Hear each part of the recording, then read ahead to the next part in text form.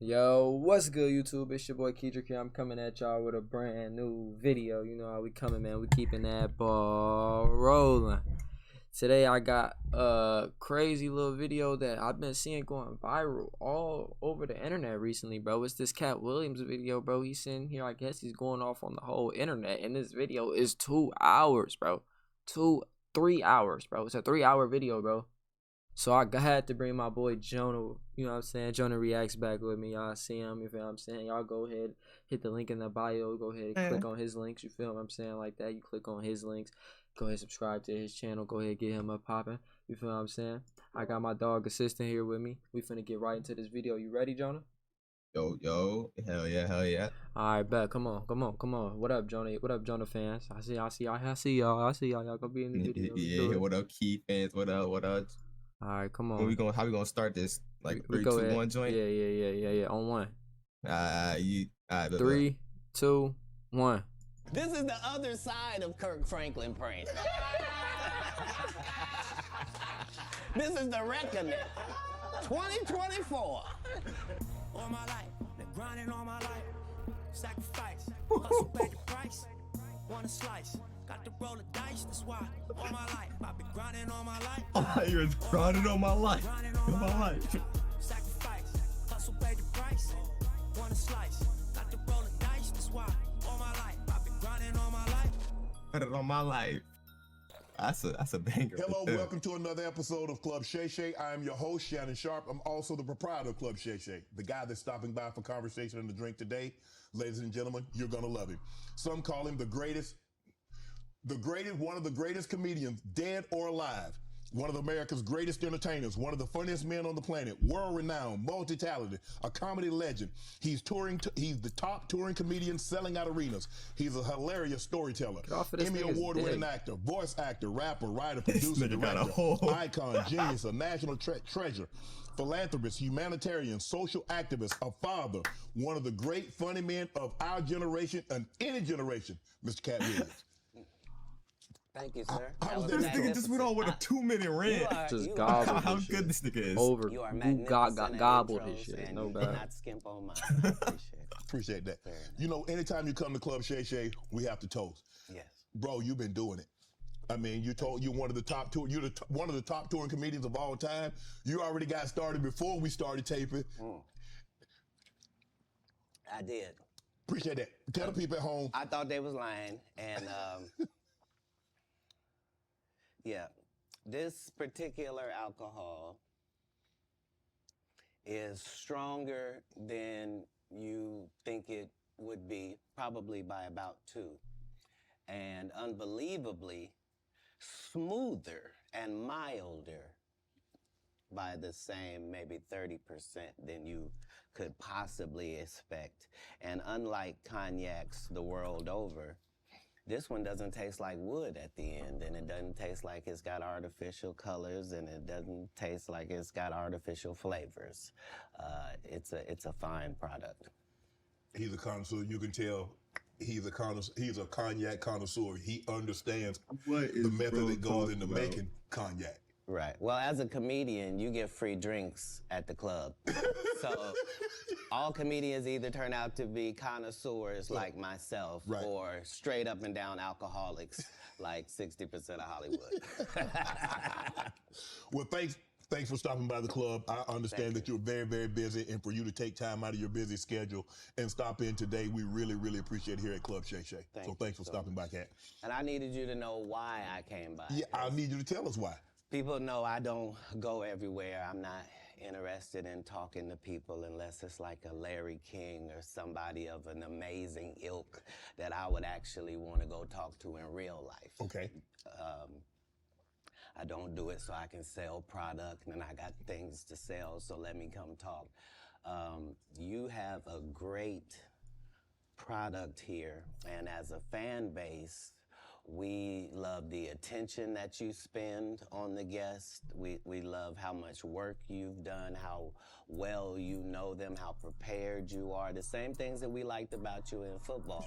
You brought that on over to here, and that's why it resonates. And the reason I had to come is because you've made a safe place for the truth to be told. You know what I mean? Thank you. I appreciate and that. I have watched all of these lowbrow comedians come here and disrespect you in your face and tell you straight up lies. I'm talking about things that have never been heard in all of Black Hollywood. They feel comfortable sitting here and lying to you about it. You gonna set the record straight? Are you kidding me? You let Ricky Smiley sit here and you said out that mouth, you stole Friday After Next, the one I was in. I wish all of America fumbled a bit when that happened.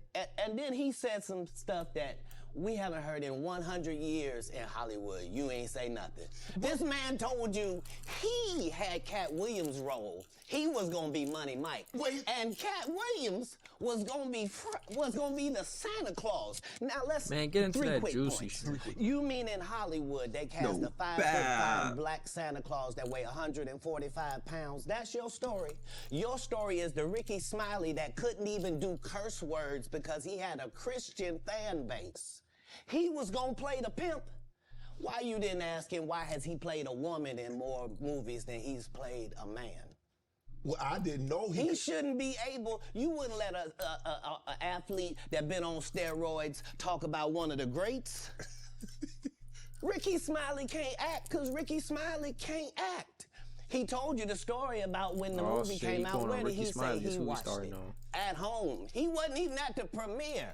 You telling this man, you stole that. Oh, so he could get his name in the same sentence with a great one. It is sad. He was just that bitter when we were shooting it. He told everybody, it should have been my role. Everybody on the scene. Why do you think no cast member has ever said anything? He couldn't have played that role like you. I thought he was. Sir, no one, why no? He Nobody was with can KD. play that role like him. He beat up Terry Crews. I Why ain't gonna nobody lie, know when it this come story? down to being a you talking pimp, about in that's Katt Hollywood, they Williams, bro. switched off Especially in roles. the You movie. take That's this and Katt. he, what? Pimp, that's Katt. So Ricky Smiley knows this, and I don't know why he would lose a child and come on the air and start lying. That's why people believe in rituals right there. It's because, well, why would he lie? I don't know why liars lie, but I can tell you this. We auditioned in Los Angeles. Yes. I was audition number 201. 200 black comedians auditioned for the role of Money Mike with me. You're saying all 201 of us was auditioning and you had already had the role and had already shot the role in 4 days? The truth of the matter is, the Money Mike in the original script got raped in the bathroom, and that's what Ricky Smiley was okay with. Katt Williams had to take the risk in front of the studios and the cast and our powers that be in his very first movie and say respectfully, humbly, guys, if we're talking about anything else, I have no credibility and I have no pull. But we're talking about comedy, Right. where I have all the credibility No bad. and all the pull. No bad. The problem with Friday After Next is we're trying to make a classic comedy. And this comedy involves a rape. And rape is never funny, no matter who it happens to or what the circumstances are. If you would allow me to allow us to do this movie without a black man getting raped in it, No I promise bad. you that it will be twice as funny as it would be with him getting raped. So considering that's the real story, why would you bring up that story? 35 members of the cast and crew have never brought up that Ricky Smiley was gonna play Money Mike. No one ever saw me put on a Santa Claus suit. We got a wardrobe department. They made a Santa Claus suit for me. Why that wasn't in the bloopers? Why? And here's the other thing. Everything that Money Mike said, Katt Williams wrote. So what Ricky Smiley say on his? You can't say my lines, I wrote them. That's how I already know that I'm gonna be funnier than you. What he told everybody was, Katt Williams, don't nobody know who he is. I'm on the radio. I'm with Steven Said. Everybody know me. That's what he told everybody that would listen to on the set.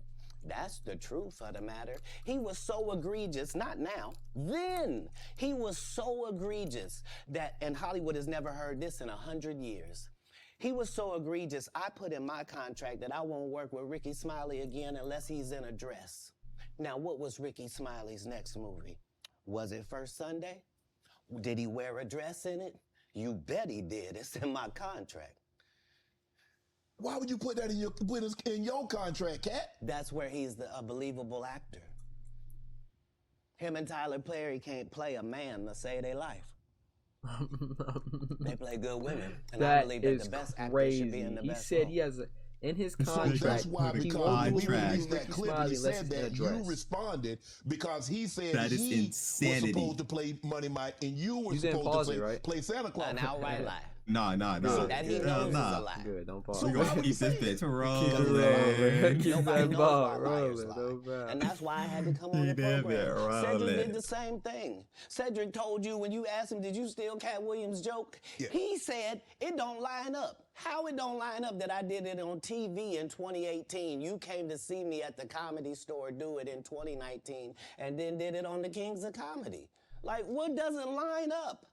This is a televised joke that Mark Curry helped me punch up and get to the level that it was.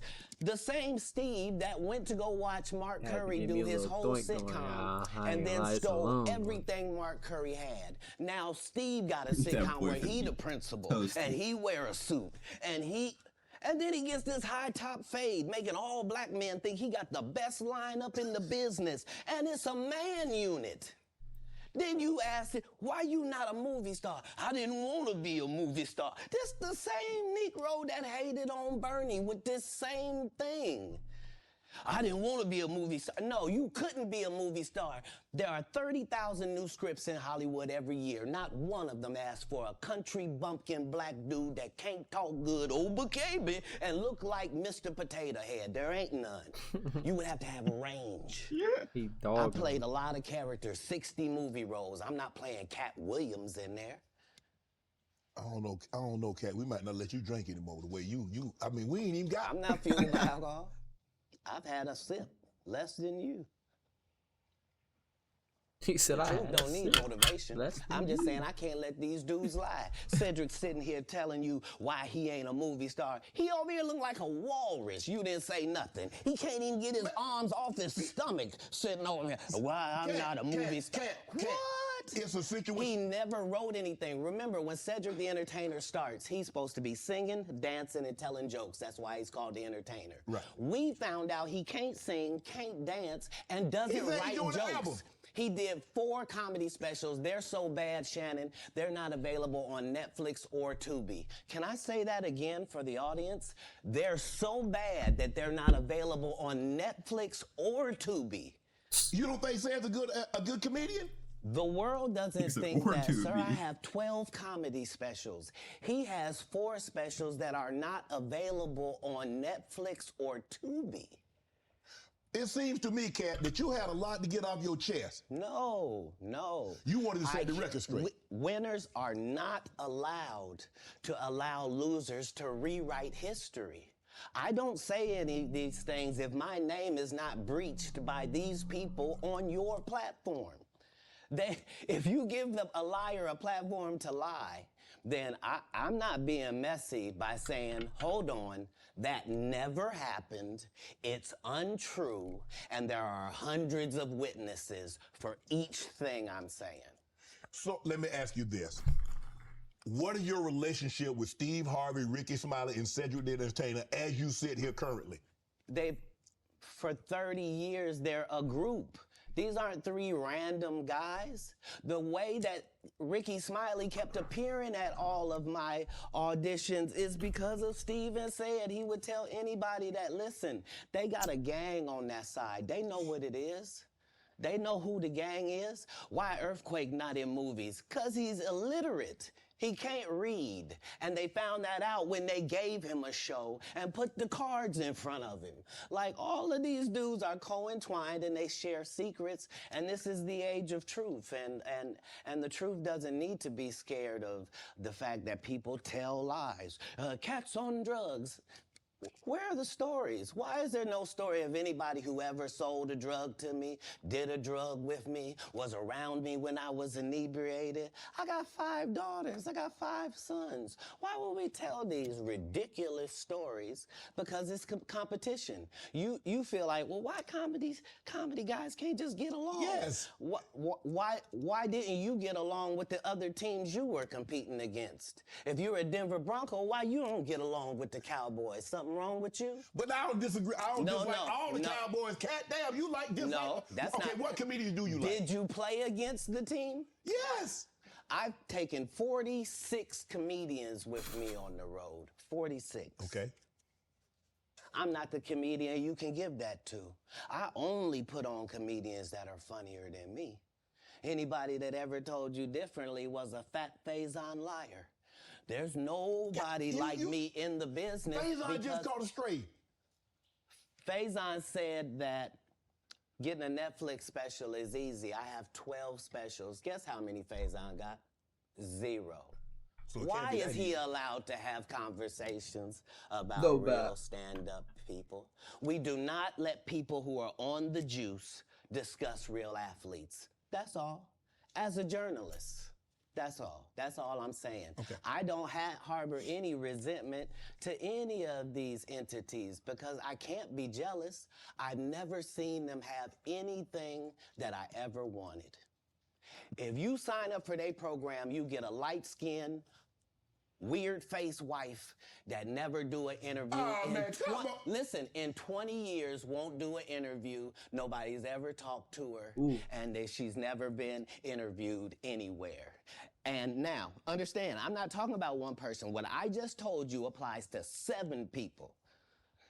How they all end up with that. That's part of what you get. I came in this business saying I was going to expose. When I talked about Michael Jackson, when I talked about R. Kelly, they canceled me for these things because why would you talk about another black dude? Race is not where the line is drawn. It's God's side and the other side. No. And we don't care nothing about the other side. Period. Period. All of these big dick deviants is all catching hell in 2024. It's up for all of them. It don't matter if you Diddy or whoever. I heard him say something else. TG, Pause. all lies will be exposed. That's all. And anyone who takes that the wrong way, know why they take it the wrong way. The truth is the light. I need to have another one of these. Amen, amen. Shit. I kind of get one here. Right. After that, I don't really. Chat, what is going on right now, bro? Cat Williams cooking These up. are sipping on. He cooking up, Jonah? Because the people want to know, why would he get black? cooking? Bro, I don't know why they're chasing with water right now. Because in 30 years, I've done nothing but collect These old ass niggas, bro. knowledge and your secrets. So if you and a man was in a corner doing something you wasn't supposed to be doing, You will tell it. no, somebody come to tell me. Okay. I gather that. I value that. I'll pay for that. Come, tell me. I know so many things I shouldn't know, and they all know it. They all know it. Why? Because you don't make me the villain.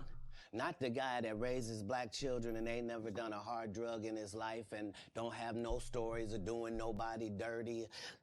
And they'll just go out and they'll lie. The industry doesn't mess with Katt because he didn't show up for the studio. As a kid, I definitely heard Katt No Williams was on studios have drugs. ever said that. Look at my IMDb. It will show you that no studio has ever lost money with me on the script.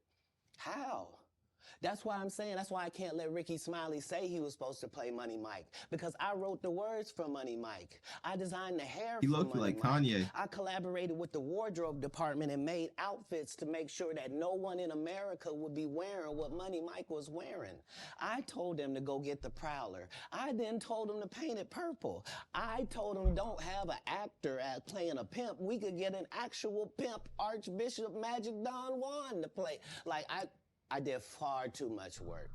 for somebody to come years later and try to tag along just for their own self-aggrandizement. Why didn't Cube set the record straight? Terry Crews could have set the record straight. Mike Epps could have set the record straight. Why none of them set the record straight? That's what you were supposed to ask him when he told you those lies that But I no didn't one's know it ever was a heard. lie. Right, but he's telling you something no one's ever heard of. Nobody has ever heard, oh, Ben Affleck and Matt Damon was in a movie, and somebody said, y'all should switch roles. Like, this is a business. But that's the thing, Katt. Normally when people will give you information, I'm thinking I'm hearing it for the first time, and they're giving information no one else knows or have ever heard. So I'm taking them at face value. These are like, this is like Steve Harvey telling people he used to be homeless. That's my story. That's not his story. Steve Harvey wasn't never homeless. When Mark Curry was touring with him 25 years ago, he was making $3,000 a show in cash and doing 5 shows a week. They just tell the stories. Thanks to my wife, I'm where I am. You said that about the first wife. You forget that? You told us it was her. Then you went and married somebody else that think like a man. Like, what are you talking about? They think they can rewrite history. Guy Torrey did a beautiful special about the Comedy Store and Fat Tuesday, where he said that Steve and Cedric and Kevin Hart and Tiffany Haddish came through there and made all lies. Steve and Cedric never performed at the Comedy Store at all. Tiffany was only seen at the Laugh Factory. In 15 years in Hollywood, no one in Hollywood has a memory of going to a sold-out Kevin Hart show, there being a line for him ever getting a standing ovation at any comedy club.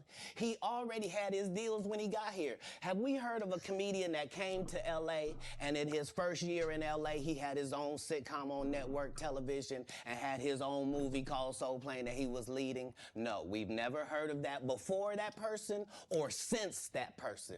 What do you think a plant is? Fair. Maybe people don't understand the definitions of these words. He just did his documentary Williams, whenever with he starts Chris Rock, talking where slow, he shows that means you he that telling you his some whole real shit. upbringing in comedy was on the East Coast. Yeah, it was. So how simultaneously was he here in Los Angeles doing the same thing? It didn't happen. It didn't happen. And I hate to seem like a petty individual for picking apart lies, but Jussie Smollett gonna keep lying until you say we don't believe you. Like, it's important in the checks and balances of the universe that liars not get to make complete narratives for themselves. Are you not afraid about being blackballed again? These are some power people. What do you mean again? These people are not powerful. Satan can't create anything. That includes blessings for his people. That's why, you know what the #1 job of somebody that sold their soul in Hollywood is? What? Is to act like it didn't happen. They all do the same job. Why do you think Gary Owen can't cross over and he already white and been in comedy for 25 years? If what I say ain't the case. It's a cabal. It's a consortium. They rock with who they rock with, and they don't with who they don't. But I'm not scared of being the competition any more than you were when you lined up across from a superior team. Yeah, on paper, they're a better team. Right. They have all the assets and resources, and we don't. But let us get on the line, boy, and see if that factors in. I guarantee you it won't. Wow. That's facts, because look at how many views it got in one day. 20 million. So bad. Absolutely. And he always Scroll down, nigga. That It's doesn't 20 change million. when I change teams. Scroll that remains down. the same. That's how a legacy is built. 20 All of million. these shortcut takers, they in. canceled me for talking about Harvey Weinstein before Can't the thing cancel came nobody out. with 20 But he million offered to views suck in my one penis day. in front of all my people at my agency. What am I supposed to do? He did all of that. I'm thinking I'm the only black person on the script. I get there, it's 3 other black guys on there. Woo. Huh. So you wonder what they did to get there. I told him no. What y'all do? And this is why when I walk in a room, heads go down. Behind my back, I'm nothing. I'm just a regular old comedian that's bitter and jealous. But in my face, no. The king has walked in and they have to respect it only because I've not taken the shortcuts. I've not been funded. They pay you to not talk about things they don't want you to talk about. They tell you that themselves. I can't do that because Steve told you that he stopped doing stand-up because he had 7 TV shows. The only problem is when he stopped stand-up, he didn't have those 7 TV shows. He stopped stand-up because he got in a comedy battle called the Championship of Stand-Up Comedy with one Katt Williams in Detroit in front of 10,000 people and lost because Katt Williams said he was actually bald and that was a wig. And I went in, and that's why he couldn't do stand-up anymore. Imagine him coming to tell you another story where he got so big and it was Bernie and them's fault because they wanted to be movie stars. What? You called Ocean 11 to get that nigga's part. What do you mean you didn't want to be a movie star? So on the behalf of Bernie, I would have to say what I have to say. Have you ever been on tour with any of these guys? Every guy I mentioned to you is not funny out there in real life. So no. Faison's never done his own tour in 30 years. Steve Harvey don't do stand-up no more. Cedric doesn't write. I'm sorry, he doesn't write. Ricky Smiley has been playing the same old black woman forever. Like, you can't get a young fan base with that. Like, you gotta be doing karaoke around the country to make that work. Right. And he is. But I'm a stand-up comedian. This is my 19th 100-city tour. Facts. I'm not gonna have a conversation with these lazy bums that'll take a shortcut at any point. Yes, it's easier for you to juice than to get in the gym. You got a but tour you with don't get cities. to bring that body in here talking crazy. Talk about how good you look. What? No, there's too many comics out there that are putting their life on the line to tell these jokes, man. Okay. Let's get to your upbringing. We're gonna circle back and we'll get some, I want to protect him real quick, because you had said for the Kings of Comedy, it was in 2018, 2019, but did you mean 1999? Because it came out in 2000, so I just want to make sure. No, I didn't. No. So what I meant to say was, remember, he said I couldn't do stand-up anymore. I had 7 TV shows. I said he didn't have any of those TV shows at the time. I know you talking about Cedric. Joke stealing from Cedric. Yeah, Cedric. Okay, so you had said that 2018, 2019, but it came out in 2000, so I just want to make sure. Okay, no. What comes out in 2000? The original Kings of Comedy. Right. I'm on BET's Comic View, and they're using this as the commercial in 1998. Okay. That's why I'm saying, yeah. So if I said the dates wrong, So let's go back and clear that up. Okay. You said, yeah. I had Cedric on here, and I asked him about the joke stealing, and he said the timeline doesn't add up. Correct. To that point, you say.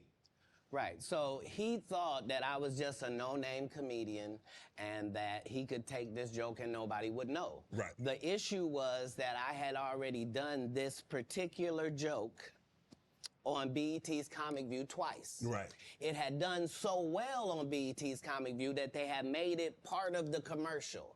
So part of the commercial of make sure you tune in to BET was you seeing me doing this joke. Right. And this joke is one of those jokes in comedy where you set it up and it takes a little longer to set it up, takes about 3 minutes, but then you're just hitting them with jokes after that because you don't have to set it up. Right.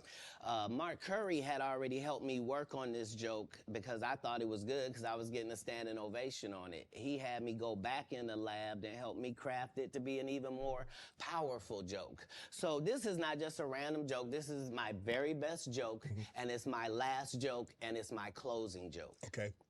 1998, I'm doing this joke. It's on Comic View. Cedric comes to the Comedy Store. He watches me in the audience. He comes backstage. He tells me what a great job I did and how much he loves the joke. 2 years later, he's doing that as his last joke on the Kings of Comedy. And he's doing it verbatim. He's just changed my car into a spaceship. Him and Steve had already apologized for me, so I gave him a pass for a decade. Why would you sit here and be like, I saw Katt 30 times and Katt didn't do, as I stand before you, Shannon, I would have bust Cedric's stomach. There was nothing that would have kept me from one of these in that patch right there. Like, are you kidding me? Why would you downplay me like that? Why did I give you a pass if you were just gonna lie? And so that's what I'm saying. Like, they're all a group. Cedric, Steve, Ricky, they've been a group. Everybody knows that. They've been aligned. And there are these alliances in comedy. And if you stand against them, then they sometimes have a problem. But we don't let that change the content, because that's all you know me for, is that I'm quite likely to tell the whole truth and nothing but the truth, so help me God. Can you believe we're this deep into the NFL season? We got to make every All second right. count. With DraftKings Sportsbook, you can make the most out of every game day. Bet on your Get that up out of there. What was Katt Williams' upbringing like? Your parents were Jehovah's Witness. You were a prodigy. You were. I'm at 2940. I'm at 48. Play it. 48. I bet. Brilliant. You talked to me that you got accepted to college at 7 years of age. You can read fluently at What'd 3 he just years say? of age. So having that kind of What was knowledge, Katt Williams' having that upbringing kind like? of prodigy. I'm at 51, 52. Keep it playing. Let me know when you at 30. At 0, I mean.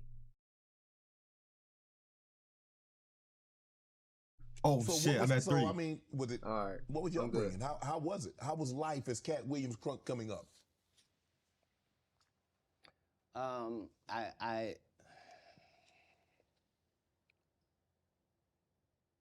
was often confused because I knew things and I wasn't sure how I knew them.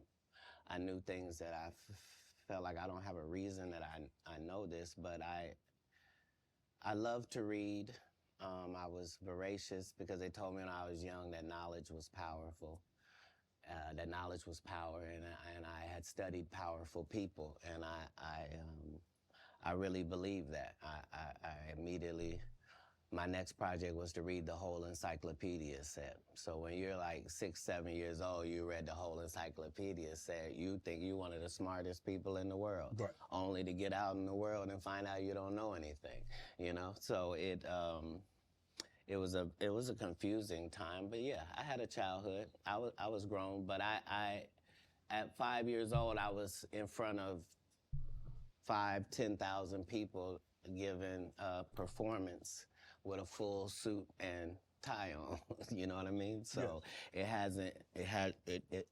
It came full circle for my life. I knew that the applause and the giving of information and laughs and truth to people somehow benefited them and also benefited you. And yeah, so when they would ask me what I wanted to be, everything that I would say that I wanted to be was something that didn't exist.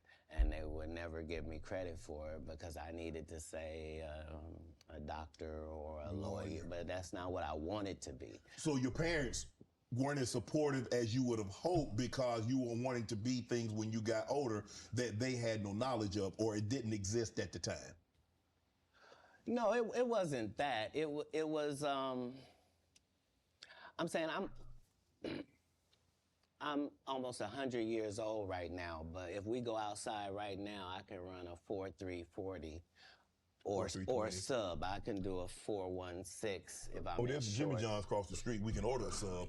That's cap. But you know the submarine. That what you sub? So back then it was even greater. So you got this guy that all the coaches want to play. Man, Katt, don't do that. Hold on, because I'm 5'5" in the 5th grade. I've been this high my whole life. Like, there was a portion of school where I was one of the big dudes. Like, as soon as everybody caught their growth spurt, I was out of there. But I'm saying I was a competitive individual. My father was an athlete. I was out of there. Like, no, I've been 145 pounds my whole career. That's why I never bothered when they said, your Katt's on drugs. I knew, how you gonna prove that? My body is a temple. I've been the same size since I was 10. Like, what do you? Yeah, like I haven't changed off this pivot foot. This has always been who I was before stand up or anything. But it was an interesting childhood. I appreciate my parents, even though I couldn't live within the religious frameworks of what they had set up. But that was more not wanting to live a double life and not want to embarrass my family. You know what I mean? Because I read where a form of punishment for you is that they would take books because you mentioned you were such a voracious reader. And a form of punishment was when they would take the books for them because you could read fluently. You told me how at like 3 or 4 years old you could read, not just a little child's book, but you could read. Well, I'm saying when we go to Haiti to do missionary work, understand that my mother and my father, nobody that's there with us speaks French. And, it speaks Creole and reads French. So I'm in charge of everything, from the housing to the cars to the gardener. Like I'm saying, so I'm not just reading. I'm reading in multiple languages. Like How old are you at that I'm time? probably reading 3,000 books a year. From the time that I'm 8 years old to the time that I'm... Y'all think that's cap? That's 10 books a day. No fiction books at all. I'm only reading nonfiction. You could drive. At 12, you received a full scholarship to the National Science Academy in Dayton, Ohio. But you failed, so you would become ineligible. Why didn't you want to take that opportunity? Unless he counting like brochures and all shit I like that. didn't see it as an opportunity. When I got in there, all the students were wearing lab coats, and it seemed very confined and restricted, and nobody seemed like they were having fun. It just seemed like everybody was smart. I didn't want that. That wasn't what I was signing up for at all. And plus, I thought that Jesus was my big homie. So you know how you get a story about a dude joined the gang and you get a big homie, right? Mm-hmm. Like at this particular point in my life, my thought is that the Bible is the greatest book that's ever been written. Okay. That it houses the truth, and that it gives you this story of Jesus, and that I'm supposed to be like him. Okay. So it's already in my head that as soon as I get 13, I'm leaving. You at 13, you don't only like, okay, Mom, I'm moving out. You moved from Ohio to Florida on your own. You weren't afraid. I mean, you like, did you? Hold on. Did you not have? So what were you going to do when you got to Florida? I can't lie, I wasn't afraid. We're going There's dark no mode. Such thing as a human being of not being afraid. Okay. There are certain wait, human no, that's too dark. beings That's too dark. That's too dark. That's too dark. Understand that being afraid in no way stops you from doing what you got to do. Okay. So I was me afraid. dark in the lights. I couldn't be that afraid because I knew what had happened with Jesus. I knew how it worked out. I knew that I wasn't in the wrong with how I was feeling, and I knew that I didn't have any bad intentions in it. Right. So I trusted God that it would work out. Why Florida? Trust God because if you're raised in bullshit. Ohio, the one thing on your list is, I'm gonna get away from snow, and I'm gonna get as far. I want to go. Tell me the place. I literally went to a truck stop and I asked all the truck drivers where they was going, and there was one guy going to California and there was one guy going to Florida, and they told me how long it was gonna take, and so that's why I ended up in Miami, because. How'd you get there? You caught a bus? No, I just told you. I was at the truck stop. So you hitchhiked? I didn't hitchhike. I got in the back of the dude's 18-wheeler, me and my Rottweiler puppy and my suitcase. Yeah, because I probably had $2,500 on me. Like I was shoveling snow and cutting grass. Like I always had pockets full of money. When did you make the decision that you were going to leave Ohio and go somewhere? That boy's and it ended up being Florida. So, but when did you know that you were leaving Dayton, Ohio, going to Florida? In my father and I's last interaction,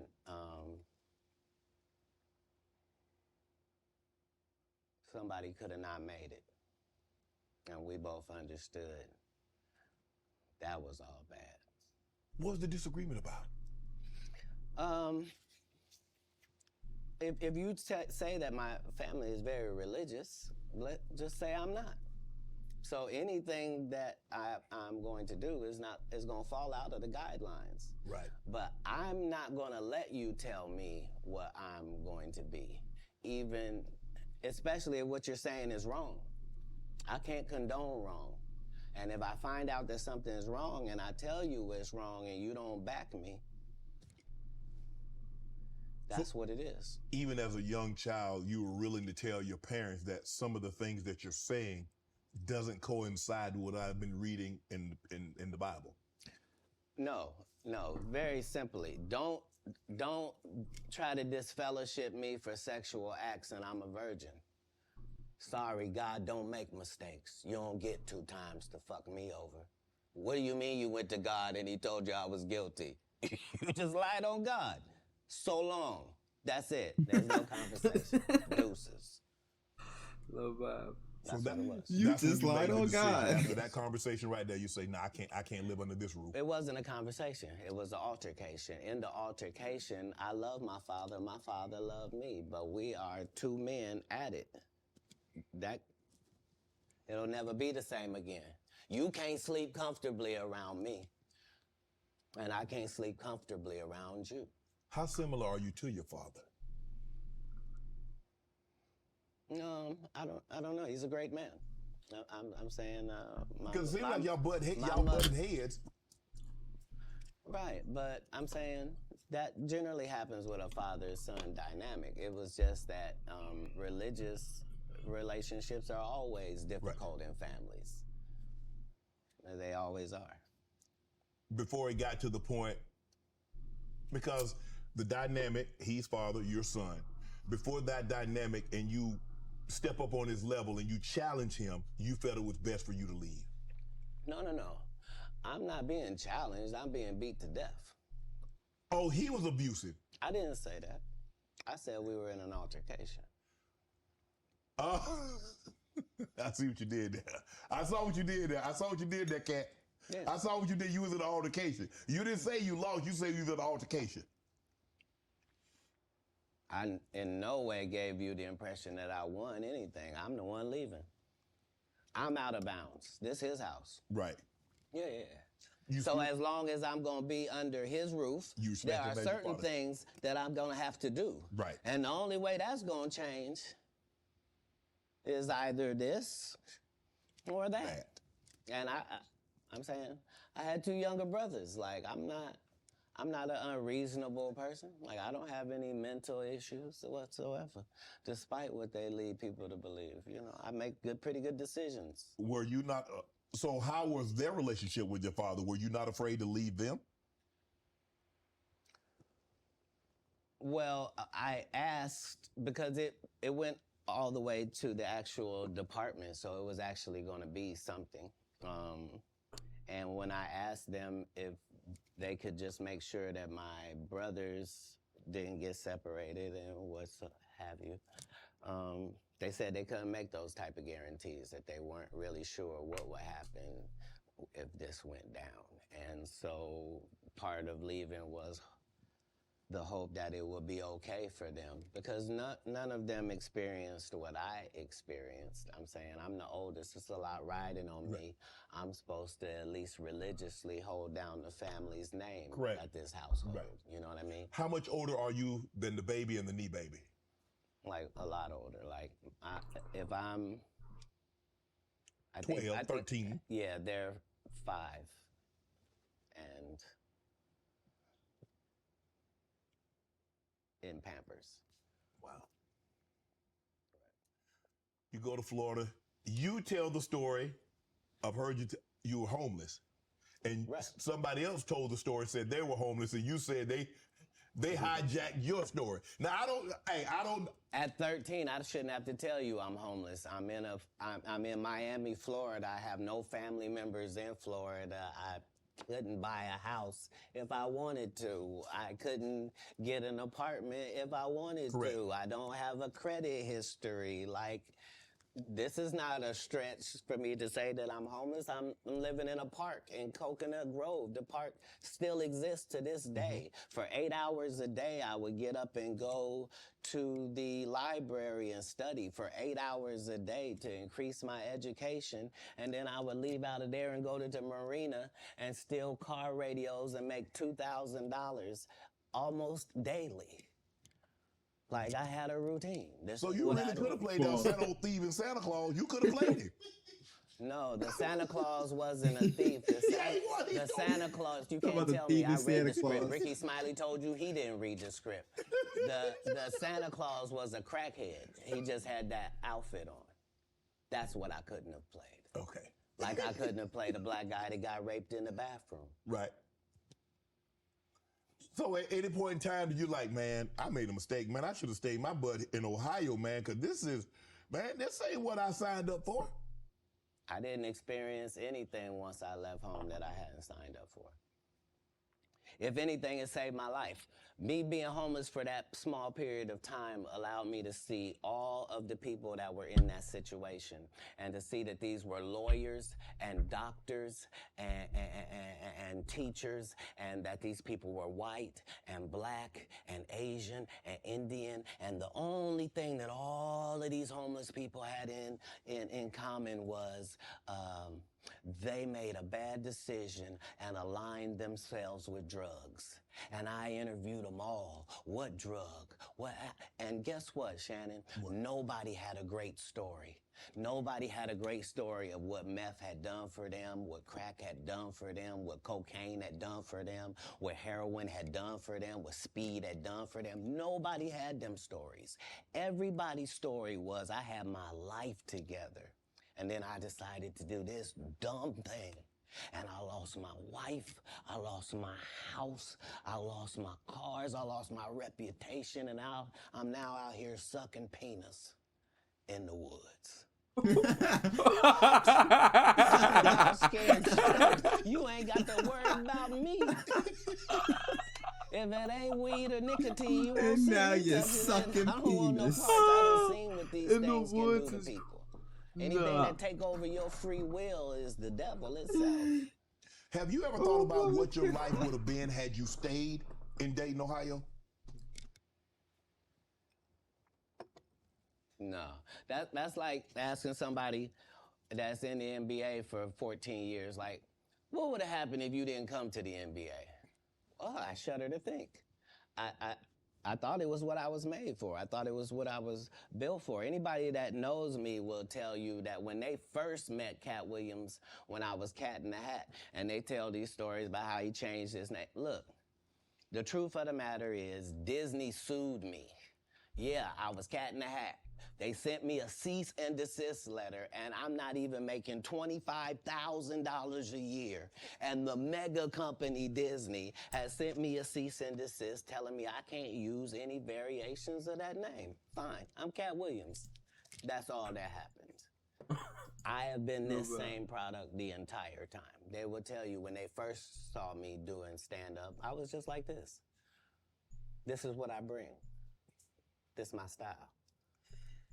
When did you know were you always funny? Did you always want to be a comedian? Did you stumble on a comedianship?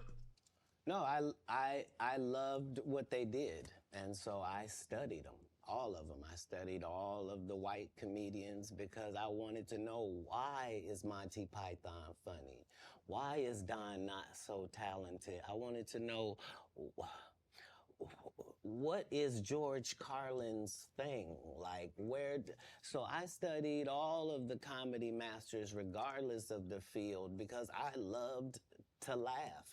I didn't know that these people were making a great living at doing this. I thought this is just what they did. They tell jokes. They're funny people. But I loved the craft. And that's why when I got into the craft, I thought it was my obligation to make sure that I kept writing new material so much that it forced these comedians to stop doing the set they've been doing for 10 years and keep writing some new stuff. And I knew that if I could get that to take on, that most of these bums would have to just quit comedy because they can't keep up. They're not going to keep writing an hour worth of material. Right. I've written an hour worth of material 19 times. They're not going to do it. Why? Because they're not creative writers. They want to get somebody else and have them write it and put it together. So, if I'm listening to you correct me if I'm wrong. I think the best thing that ever happened was the internet. Because now they have to. Because normally, like you said, you could do a set and you do that set in Kansas City, people ain't heard it in San Francisco. People ain't heard it in Miami. They ain't heard it in Detroit, Chicago, Atlanta, so forth and so on.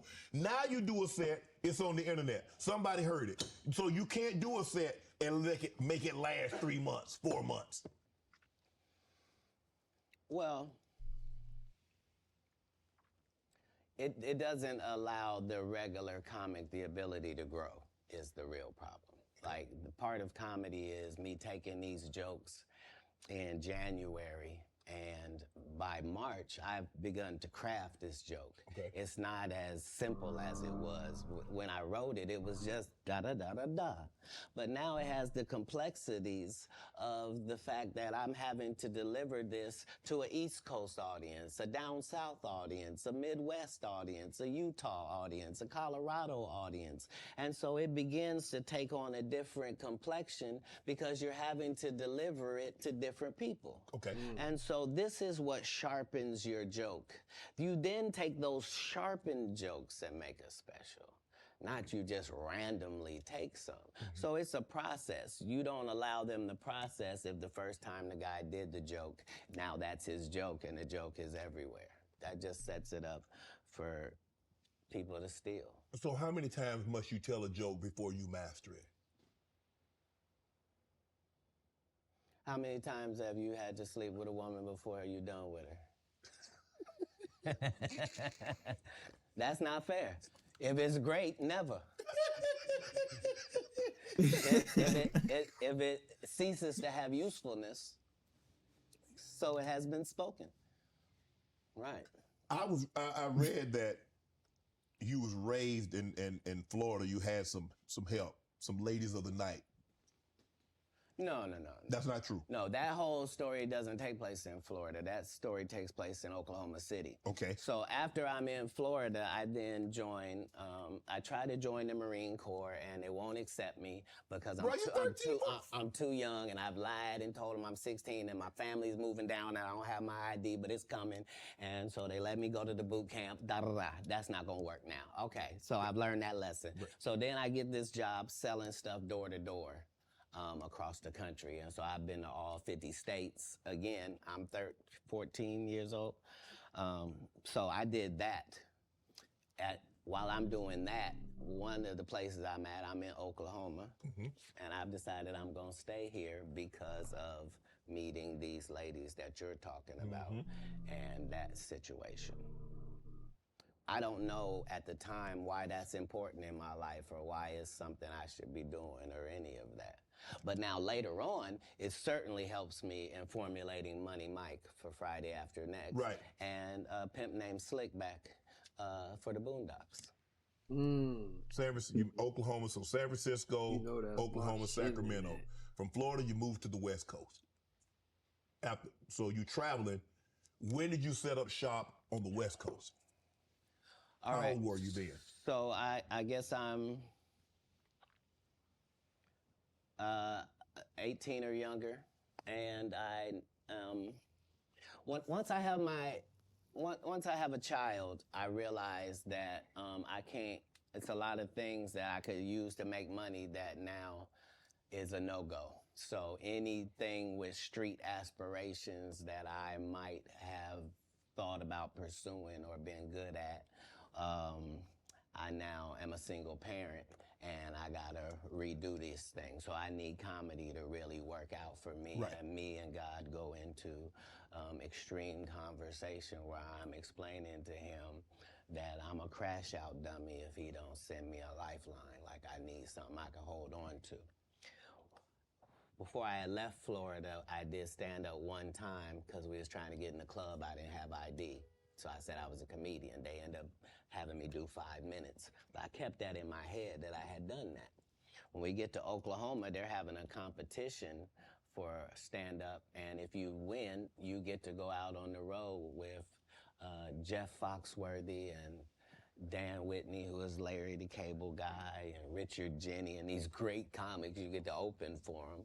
And once I did that, I realized, okay, as a comedian, I'm like way behind schedule. I done started this too late. All the funny guys are already funny and known names. Like, how am I going to progress? So I realized that I do better with a white audience than I do with a black audience. And I'm not sure why that's occurring, but the white audience likes me more. That's interesting. So when I moved to Sacramento, it's because Sacramento has a white and a black audience almost 50-50. That's almost the makeup of Sacramento. So I live in Sacramento for 2 years until I get to the point where I am equally as funny if the room is black as I am if the room is white. That's not enough. Now I need to be one of the good ones when it comes to black comics. So now I have to move to Oakland, and that's what lands me in Oakland for 3 years. Once I have dominated male black comedy in Oakland to my liking, now I'm prepared to go to Los Angeles now. Now I know you can't throw me any curveballs. If it's a white audience, if it's a black audience, no matter what they are, I'm prepared to deal with all of the audiences. Do you write jokes according to the audience that you're going to be in front of, or is your joke universal?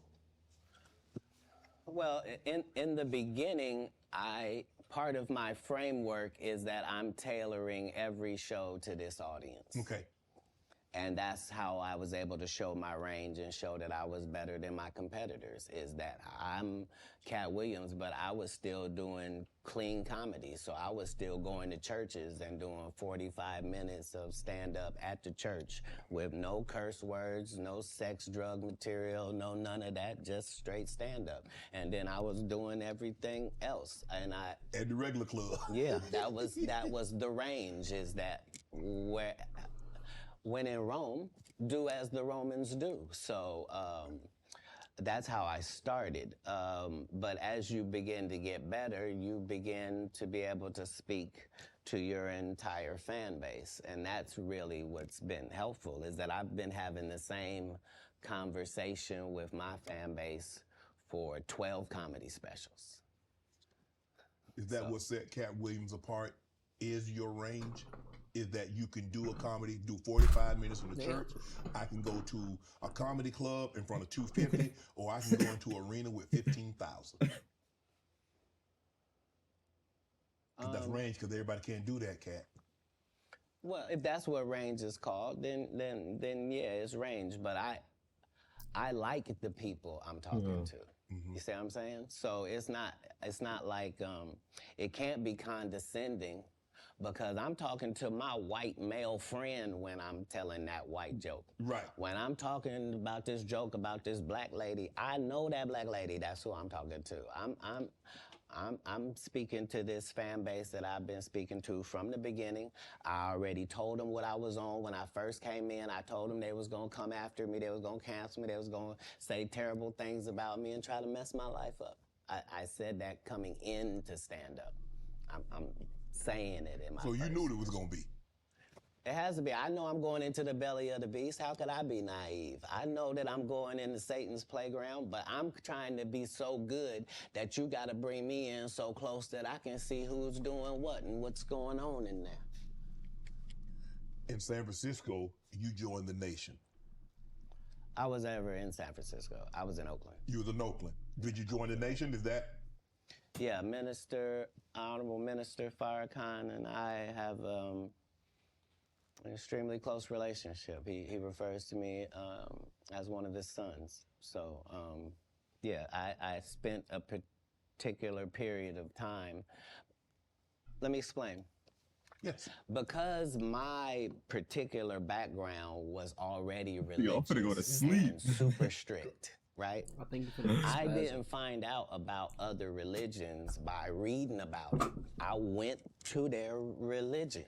I don't want to learn from Jewish people from outside. I want to be in a synagogue. I want I don't want to learn about Muslim people from, I want to be in the mosque. I don't want to hear about the Baptist or the Pentecostal. I want to go to their church and see. And so that was the religious discovery that I was on through that period in my life. When did you know you were funny? Probably about 10 years ago. 10 years ago? Yeah, about 10 years ago. So you didn't think as a child, because obviously you said the very structured background, your family was very religious, so obviously you didn't get an opportunity. I never did a talent show. I was never in any extracurricular activities. I was never in drama. I was never in band camp. I was never a Boy Scout. And you didn't stay in school long enough to get funny because you dropped. You understand. You understand. So there was no, I don't tolerate high school games. I didn't go to high school. I don't know how most of the games they think I play, I'm not even aware of them. But Katt, for you to get on stage, and like I said, a lot of people, like a lot of comedians, I had a few here, they're like, okay, I told jokes to get girls, I told jokes to, get people to laugh at someone else. Yeah. But you is like, you say you did comedy one time in Florida. Yeah. And you had this other opportunity, like in Oklahoma, that they were going to take you out if you won the talent show. You was going to go on the road with these well-known comedians. And I did. But I'm just saying, how in Florida at 13, 14 years of age, you like, 16, I can do that. Well, because I knew that there were a lot of other things I could do. Like when I looked at drug dealers, I thought I could do that. Yeah. You but see that's what I'm saying? easy. So, right. And who doesn't like that? Right. Huh? I'm trying to figure out how I'm going to make it. But now that I got to do it on this side, but no, your question was, when did I think I was funny? I never was my biggest fan. To this day, I'm not the biggest fan. I'm a fan of comedy. I like great comedians. Like, I like Chappelle. I like Patrice O'Neal. Like, I like the greats of comedy because I do. Like, I like Ron White. I like Bill Engvall. Like, I know comics. Like, people that did the craft, they raised me. I was touring with Steve Marmel and Richard Jenny and real journeymen. Mm-hmm. So my comedy upbringing was standard. I thought you had to work all night, every night, all around the country, and you had to write jokes, and that you were trying to write jokes that other people weren't writing, and that your job was to be funnier. Like, people that know me will tell you I've been on this. Like, I had a list of all the black comedians that were more famous than me. There was 300 of them on the list, and I had to be able to cross them all out before I could make it to the next level, before I felt like I was funny enough to do that. And so I appreciate what competition does for sports and for my particular sport. And comedy is a sport. What gave you the confidence that you could get on stage? You remember I was 5 years old on stage. So performing in front of people was no problem. But I was reiterating God's word at that point. Oh. Now, I just have to make sure that the content is good. If the content is good, what part can I not do? I'm a vessel. He's given me these gifts to be able to do certain things, so I just want to utilize them in my craft. That's all. Do you remember your first set? Mm-hmm. How long? 5, 10 minutes? No. I think 3 minutes. 3 minutes? Yeah. Standing ovation, boos, some applause, some jeers? No, none of that. They applauded like I was a professional at it. But now looking back, I understand, because you gotta understand, they were all thinking, he don't even look old enough to be in here. And we don't have any black guys that live in this town. Right. Where did he come from? And then he gets up there, and for 3 minutes, he's talking about the fact that he is the entire black community. Right. And he is as disappointed in them. It looked like they looking for where the rest of them is. And so is he. And that was his set. But I understood from that point that the truth is really the commodity, and the fact that we are all individuals and all separate and all our own islands, but not in real life. In real life, it's only 5 or 6 different types of people, and you're gonna see them everywhere that you go. And all my enemies all look the same in the eyes, whether it's Faison, Wanda, Aries, Spears, they all look like... Man, what you got against Wanda Sykes? You think I don't remember that? Sir, going crazy, Wanda Sykes and Wanda Smith are 2 separate people. I mean, Wanda Smith. Wanda Smith. And I had only said Wanda one Sykes. name, sir. Wanda Sykes I'm is cursed. amazing. I love Wanda. And I agree. I love Wanda. That's I my agree. girl. Mine But as well. I remember on the radio, you went on a radio interview. If I'm not mistaken, that's in Atlanta. Right. And you came on there with seemingly good intentions. And she attacked you.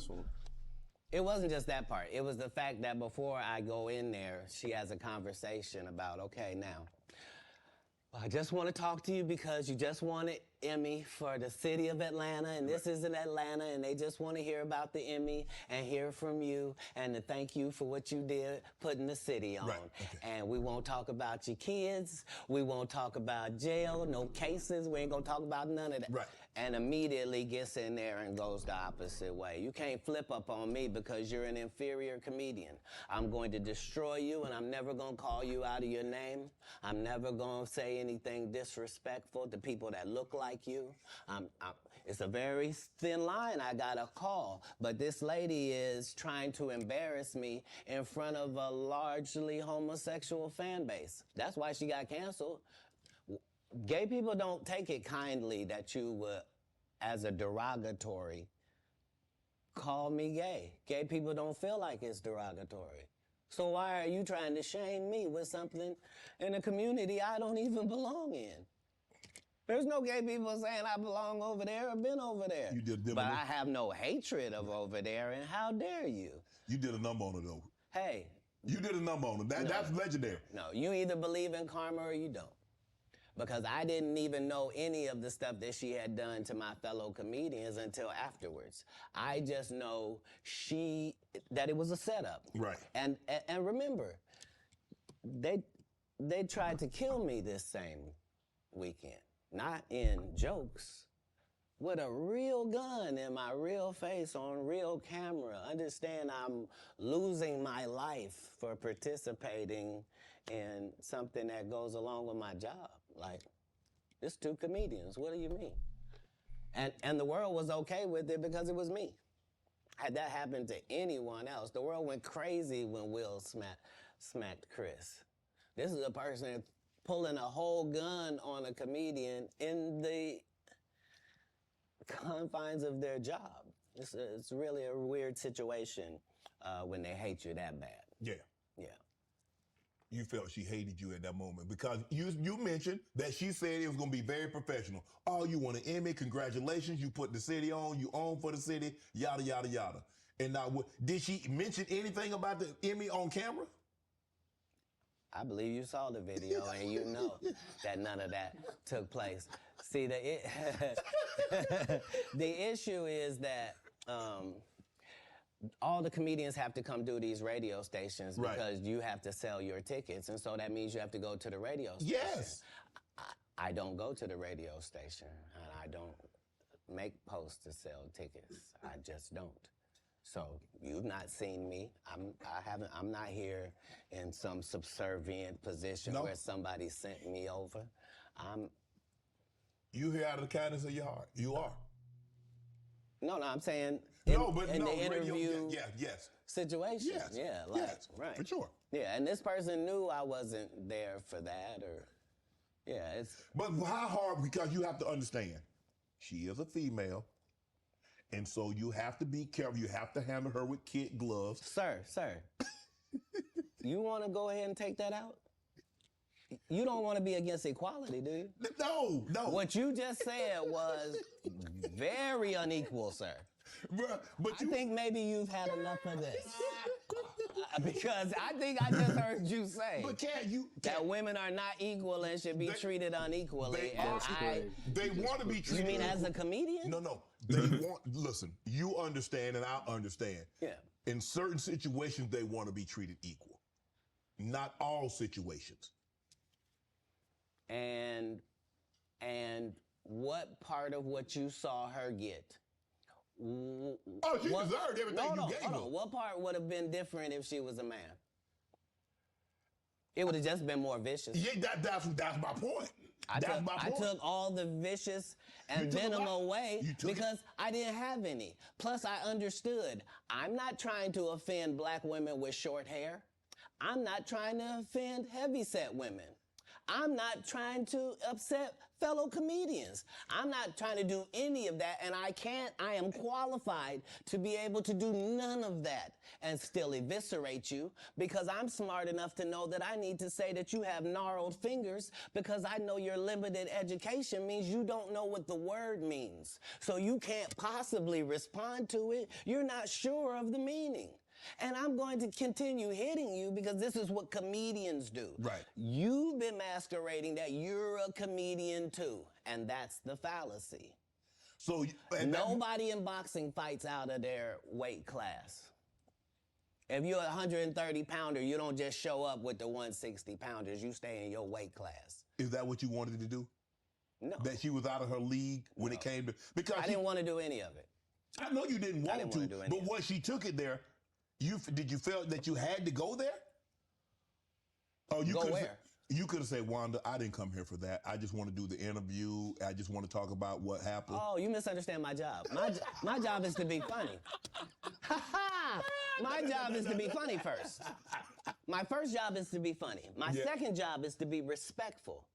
My third job is to be immaculate and Gaza strip it. That's non-political. I'm saying, if you do it, you let a terrorist accidentally touch over here, and I won't stop burning you down until there ain't nothing left. It'll literally be rubble on top of rubble, and I'll still be bombing. Why? Because that's why you should mind your business. Facts. This is what F around and find out is about. Right.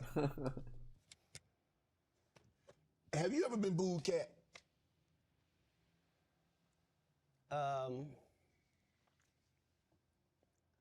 Yes. Yeah. I have.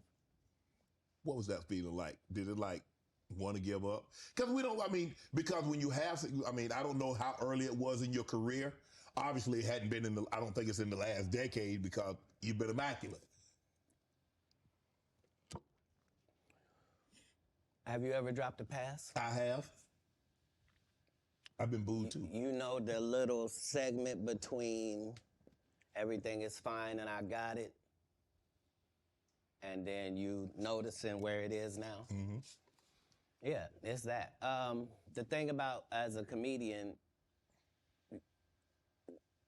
the audience's opinion is the only opinion that matters, not you, the writer, none of that. And so I don't think any comedian has ever been booed unnecessarily either. They deserve it. Oh yeah. I'm saying what do they say when a guy shoots the air ball in the NBA? They say air ball to make sure everybody knows. But again, he still got to get back on D. Right. Like the game didn't end. He don't get to throw his hands up and sulk. Right. That's supposed to be used as a learning experience. Most comedians don't get booed enough. I mean, this is how you end up with a Michael Blackson who's a real African doing a fake African accent. Okay, this guy is mad at me. All I did was give him the best advice of his life. Remember, he was wearing dirty dashikis. And I told him he needed to dress to be in the position that he's trying to say that he's in. And if you're the African king of comedy, sir, there's actually comedians in Africa doing comedy. If you're going to say that, you got to go to Africa and get a school, dude. Everybody got, you got to put in some work. And these guys, they take my advice, they change their whole persona, and then they hate me for it. And generally, I'm just too big to comment or make a statement about it or do a live or any of that. But when it gets to be a whole grouping of these guys, I gotta come and talk to Shannon. I gotta lay it down at the altar. You know every comedian. This is the other side of Kirk Franklin prank. This is the reckoning. 2024. The reckoning. You watch that. You know every comedian that's been on my show. You watched every episode. Cause No, you know. that's not what you said. You said I know every comedian. You know every comedian. You're limiting me. Oh, you watched every episode because you know things. You know things.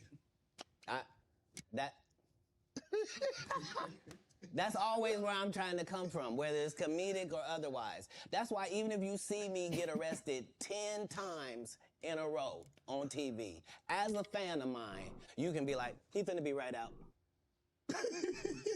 Yeah, but they just said he didn't do it. He couldn't have. It's stupid. Why would he do something stupid knowing he got to come back and talk to us? Nah, they respect that every time it happens, I'm gonna be free as a bird sitting out here talking to you about it, that it really was what I said it was, that's all. You end up, you come down, you're in LA. Yeah. Now, I'm reading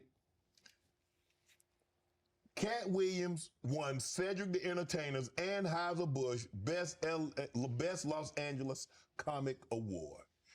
Did you win that award, won Katt Williams? It's a simple yes or no. It's not a rhetorical question. It's a question that probably should have been asked to Cedric the Entertainer. I'm asking you. I got you here, though. I know. I couldn't believe Cedric didn't get asked that question. You still a dude's joking and giving an award, and then 10 years later, you don't know nothing about it. Hey, but I promise you this. What? If he sees me again before he sees you, he'll be talking different when you see him. That's for certain. That's the difference. That's what these comics understand, is that I'm not doing nothing for clout. I don't even recognize clout. But eventually, the Lord is going to let me and you be in one hallway. A lot of these dudes go... Kevin Hart done went 25 years without ever being in the same building with me at the same time. If I go in the building, he walk out. You've never seen us in the same building ever in 25 years. Like, it's like that. Why? Why? Yes. Because I'm really the product. It's not what you think. I am never under the influence of anything. I'm always in my right mind. I'm always a physical specimen. And when you see me, I'm much, much bigger than you had thought. I have far less play in me than you would like. And I'm relentless. I'm out there. I'm still, to this day, I play 11 games of basketball with a 20-year-old. The record is 92-6. This is just in the yard, just to the rack, just because. You work out, Cat? You work out, Cat? Not to the gym. You don't work out in the gym? You do push-ups, sit-ups? My whole life, it was just push-ups and sit-ups only. I would do like 100 push-ups a day. Just. I thought you were going to say 1,000. No. Because this is literally every day. Right. This is not for the, yeah. I thought you were going to say You know what I mean? Like, literally 100 a day. And I would do push-ups, and then I tore both my rotator cuffs. And so it was only thanks to golf that I was even able to get my You a golfer now? back. I've been a golfer for quite some time. My short game is impeccable. I can't get you but 2 and some change off of the tee. Off the tee, but I'm still coming in for par guaranteed. Are you playing for the tips? No. I've found that you don't get anything for that. It seems very egomaniacal. They go, hey, Katt, for free, you can go further back. Hey, what? Wait a minute, does it still count the same? Hey, I'm up at the ladies' tee. Don't tell me my pronouns. On the golf course, I'm she, her, him, them, and they. Whoever at the front tee. I know we're joking, we're having a great conversation, but you did win the award. How did the award help your career? It had to help something, Katt. Nope. God, come on, Katt. I didn't remember it had happened till you just said it. How can Cedric give you an award that was worth something? Everything Cedric and Ricky Smiley ever been in got canceled for not being funny.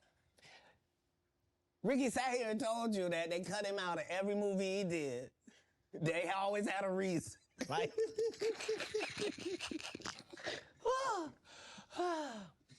that's why I'm funny, because I'm a happy person. I laugh all day long. I can't even imagine the misery of these bums. Just to not be good at what you do, not work hard at what you do, but have to act like you the best at what you do. It is crazy. It's crazy. But they be touring, they be doing like 100 shows a year? That's me. I don't run into none of them. That's what I'm saying. If you a Faison Love fan, you mean you've been a fan of him for 32 years, you still waiting on him to do his first special? You mean to tell me if Steve Harvey, your favorite comedian, you mean you've been waiting for him to do stand-up for 15 years now? I mean, Steve got a lot of other DL's still out there. None of those irons matter to stand-up. Who cares that they wrote a placard for you to do Family Feud on? Like, you're successful because we're surprised you can talk for a living and it's entertaining that you're gonna say some funny country things. But not a writer. Right. Not a writer. How did you develop Money Mike and get it? I mean, everybody talk Money Mike. How did you come up with that and said, you know what, this is how he should dress, this is how he should talk, this is how he should look, this is the kind of whip he should ride, this is how he should talk? So if you'll remember that was my first movie, just understand that what I did then, I've done with every single role, whether it was an Emmy-winning role or whether it wasn't, whether I was playing somebody homeless, whether I was playing a dirty vagabond on Atlanta, whether it was an eccentric guy in First Sunday, regardless of what the role is, the first thing I do is erase me from it. Okay. So anything that I would naturally do, that's what I'm not gonna do because I'm playing a different character. You're playing the character, okay. Right. So I then create this person based upon real life circumstances. So I don't have to wonder what a pimp thinks because I've been in that position for a little while. I also worked manual labor for some time in my life, so I don't have a problem paying somebody that works. And I don't have a problem being a go-getter because I'm a go-getter. So I bring whatever I can to these characters. I was able to... the first week that I got the script, there was a pimp guy that used to be a pimp, but he wasn't anymore. He was a rapper now, and his name was Mac Minister. And he had been a pimp and was going to be a rapper. And I had never done a movie before. I was a stand-up, and I'm getting ready to do the movie. And so I was able to craft what a real pimp was like, what was too much. I didn't want to be stereotypical. Right. I did the research. I saw how many times people played pimps, and they were always... It was always something weird about them, right. I guess, because it's a weird job, you know what I mean? Right. And I wanted somebody that didn't seem like none of that he really thought it was a business and treated it like that. And so, you know, adding those levels to acting is what all actors do if they're not Steve or Cedric or Ricky. Like, you're trying to create a character. You can't just be Faison in every movie. Like, you just gonna take your shirt off on every movie? Like, why does it say that in your script? Man, let Big Worm live. Let him breathe, Katt. Let Big Worm breathe. Stall him out now.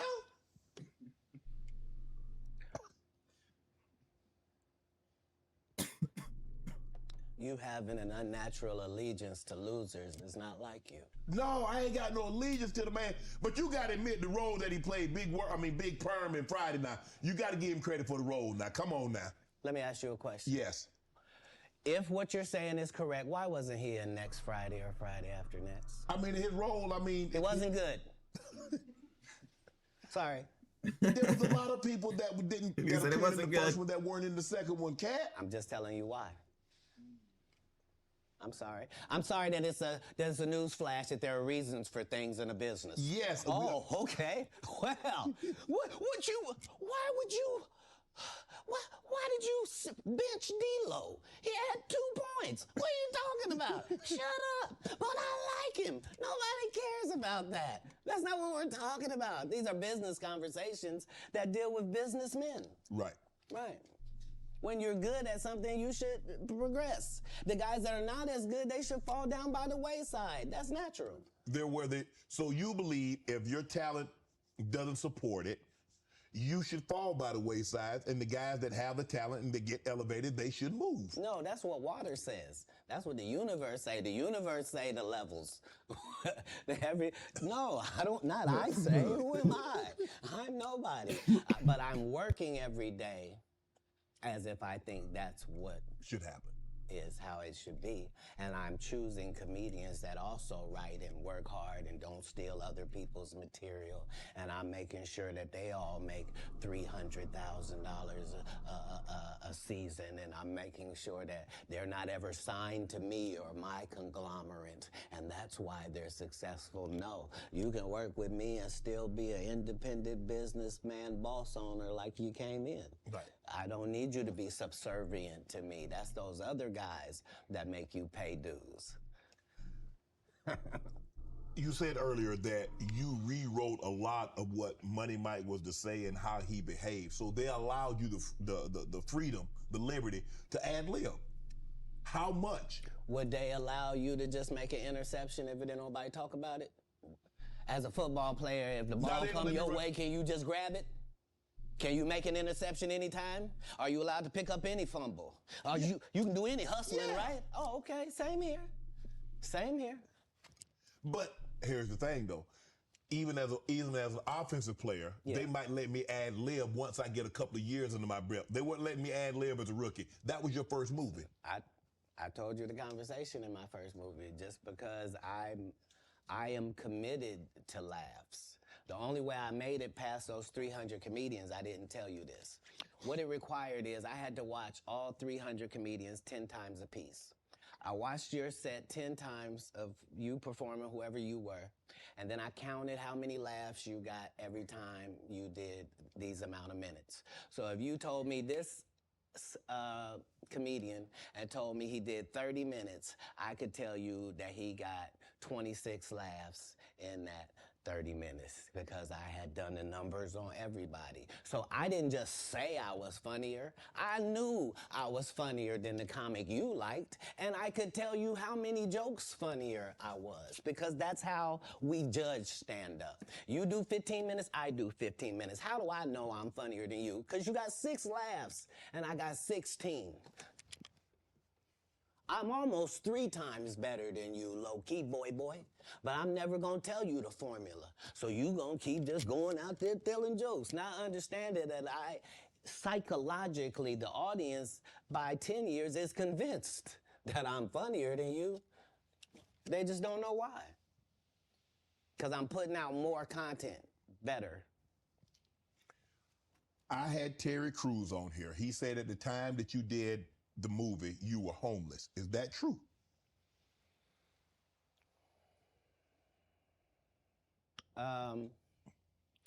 This was my situation.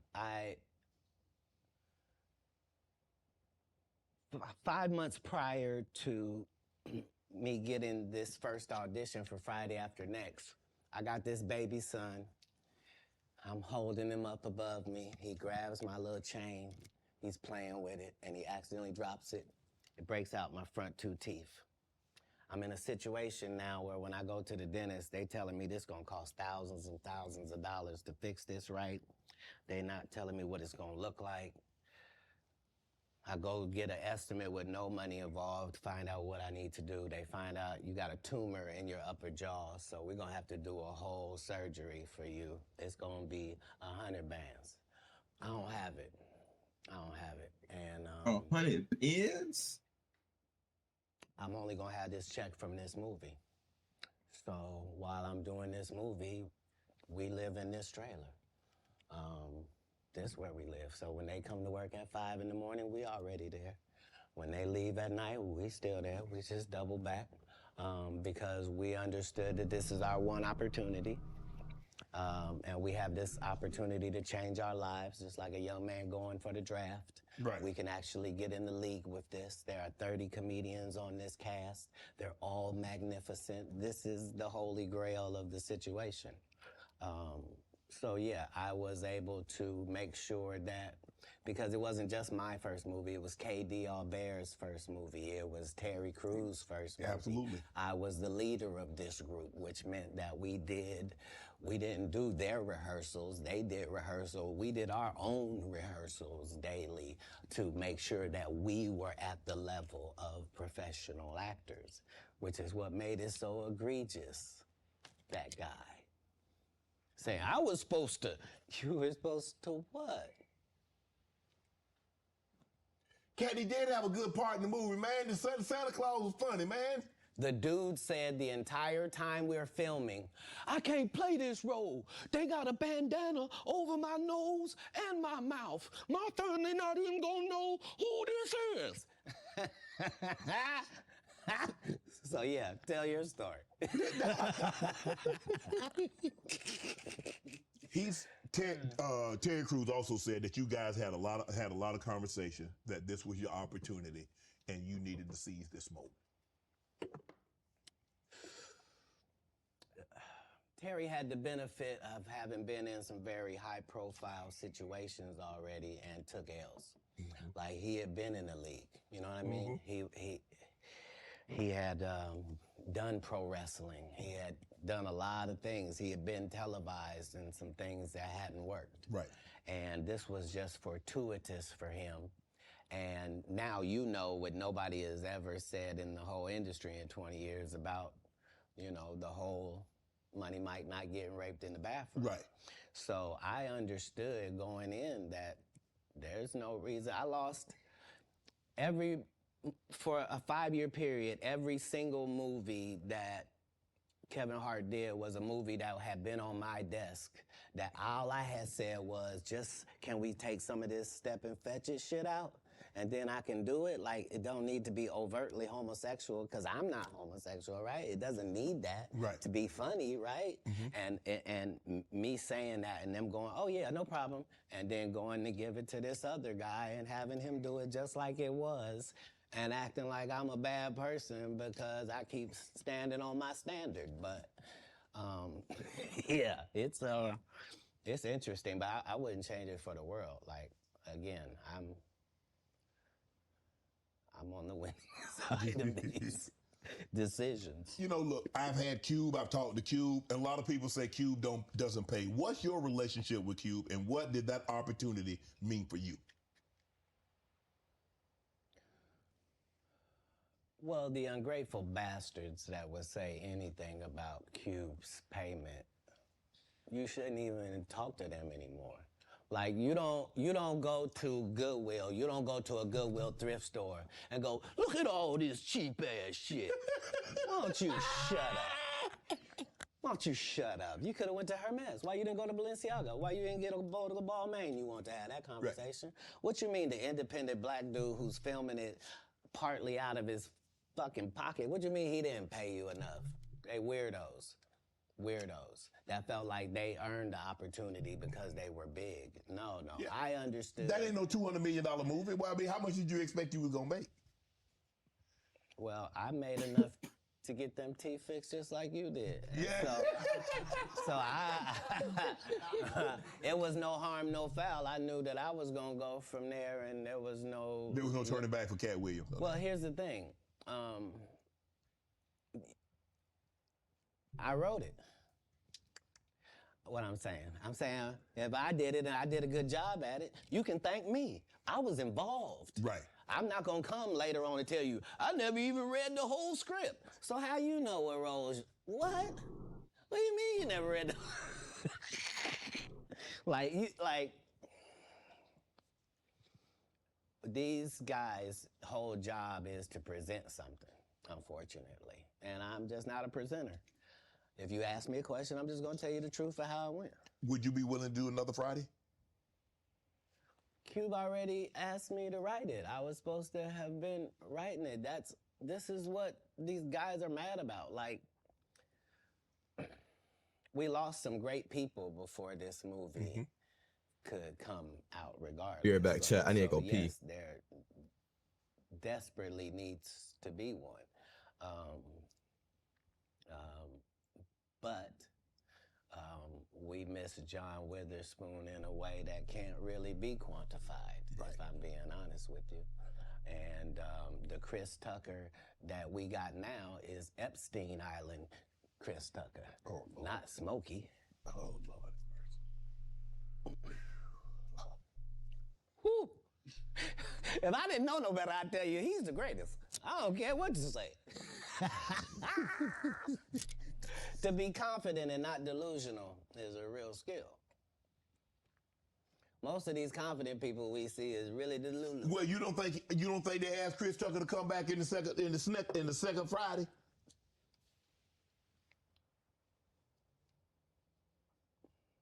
Smokey was all in Smokey. There ain't no Friday without Smokey. We all agree to that, and there's no next Friday without Friday, and there's no Friday after next without Friday. Nah, we talk about the road because you said that they don't. Here's the thing. Okay. Here's the thing.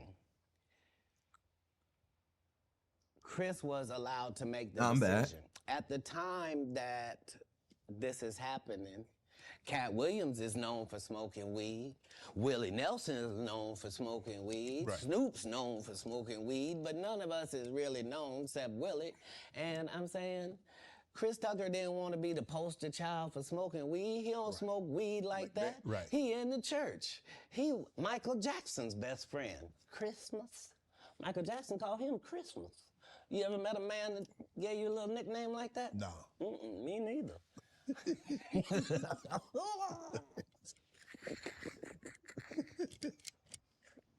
Must be the greatest. Man, I ain't gonna be able to get nobody back. I ain't gonna be able to get no more comedians. They all coming. No, they ain't.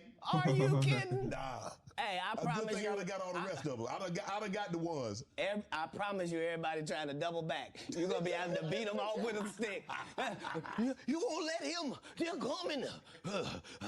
Much as. He's crazy. You He's on Def crazy. Comedy I Jam, promise. Comic He View. finna dope back like a What were those motherfucker. experiences like? What do you remember most about Def Comedy Jam and Comic View? Comic View was everything. Comic View was really the break, and not Friday after next, just because Comic View was just 3,000 of your stand-up peers, and we just throw sets of all of them up there, and we see who the audience likes. Who do they like? And it was a great wild, wild west time to be involved in comedy, and the same is true for Def Jam because hip-hop was a fad at one time, and hip-hop ain't gonna last, and why are you doing that? And that's how it was for blue comedy. If you were a comedian that cussed, you were ridiculed by the mainstream comedy geist. That would be like me being on Joe Rogan. Joe don't want me on there. I need to be on Shannon. Joe got 6 comedians that never been funny. He want to push out. But that's really how it is. I'm so sorry I'm competitive. You an athlete, right? You Yeah, I can tell. You understand. Will there ever be another Comic View, Def Comedy Jam? Could that, in today, in 24, 25, 26, could we see that again? They've already announced it. It's already going. You didn't know? Yeah, Kevin Hart purchased it, so he's now doing Comic View. That happened at the same time that they gave DC Young Fly Hollywood Squares. Yeah, because they tell you that there's no gatekeepers, but we keep seeing the same people open the gate. Didn't Kevin open the gate and let Tiffany in? Ain't he now opening it up for... Don't such and such open the gate? What do you mean ain't no gatekeepers? There's 100 gates out here. Would you? Everyone I've seen got a keeper. Would you have wanted to do Comic View or Def Comedy Jam? Would you have wanted to be? I think we just mentioned I did them both. No, I'm saying purchase the rights and refranchise it. Nope. They didn't offer it to me anyway. Like, Comic View did a couple of disservices to comedy as well. So there were people like me that were out there getting 2 and 3 standing ovations in one set. And that wasn't good for television. So what they did was they started making everybody get a standing ovation. So they would tell the audience, when they get off stage, everybody get up and cheer. And so now the fact that I'm the only one out there going to get standing ovations is now making people think everybody get a standing ovation. And that's not how comedy is. So Right. I understood why that couldn't go anymore, because remember Ricky Smiley sat right here and told you a story about how he performed with Mike Epps and Katt Williams when he did Comic View, and to let him tell it, he was funnier than both. My name Lil Dow. You're talking about the special needs. That's good. That's a different time. That's some clever material. That was a different time, Katt. No, it wasn't. It was the time I was there. But I'm saying. That time, this time, same times. No, but I'm saying. Just like people that tell you the Egyptians, they not black. Egypt is in Africa, folks. As long as Egypt is in Africa, then Egyptians are African. Do you believe you could tell the same jokes today as when you started out? I mean, Eddie Murphy not telling those jokes. Richard Pryor wouldn't be able to tell those jokes in 2024 that they told in the 70s and the 80s. So they wouldn't have told them. But that's my point. They're not inferior people. No. If they were in this time, they would be going according to our time. Just like then, we were going according to that. Like, that's how it is in the world. There are words that we can use for a while. And when we use them for a while until somebody says, that ain't a good word, we should stop saying that. Correct. That don't make people feel good. And we stop saying the word. And we move on to another word. You can't say the R word. You can certainly say special needs. Yeah. You can certainly say spectrum. Be slow. There are things that you can say to get your point that don't have to hurt people. Right. But you would know that if what you did was construct the English language for a living, then you would understand that part. You financed your first stand-up. You had it cost you $22,000. You had $25 to your name. Yeah. Why did you decide to do that? You believe that much in Katt? I believe that much in business. In business, the goal is for you to become independent and be the boss, take the responsibility, and also get the profit. Okay. That's all. How can I be looking for you to put me on if I wouldn't? And if I can't show you what you missed out on, why would you believe me? Now, the fact that I was able to do it 12 times, that's the real thing. The part that I'm able to do it all across the country. The fact that every time I do a tour or a special, you think, well, that's sponsored by somebody. Somebody did a good job. No, just the guy they're kicking around, just the one that might mentally not be all there. He's the one picking the outfits, writing this guy's material, booking the shows, making sure he gets there. He's the one hiring the other comedians. But hey, I knew that that's the end goal. So if that's the end goal and I'm there when I start, why would I deviate from that? Right. Remember, my goal was to get this far in Hollywood and still have a virgin asshole and never have sucked a penis. That was my only goal. What? I didn't want to Man, what? get with a white woman because I was scared she might have me running down the street like Jonathan There Majors. you go. See, come on, Katt. Not because I didn't like white women. I think white women are as That great nigga as said, any other I'm women. gonna have a But I'm virgin not gonna act like asshole. I'm not scared of them. I have a reason to be Holy scared. what? You could be Kang the Conqueror, and they could take your rabbit ass down in 2 weekends. And that's the truth of the matter. So I stayed away from that. Nah. And remember, I told you the drug story from Freak. when I'm in the park. Freaked out, freaked out, So freaked these out. are just the things. I had all of those when I came in. I already was ready for that. That's what they don't like. I did not know. You're telling me and showing me a side of the business that I didn't know. That you guys are, man, the competition, the competitiveness. That's all business. I don't care if they're selling Coke. You wouldn't believe the things that Coca-Cola says about Pepsi. You wouldn't believe the water conversations between Dasani and Liquid Death. Like in all business, in all sport, Competition is a driving force. And I don't require anybody to be better. Who am I?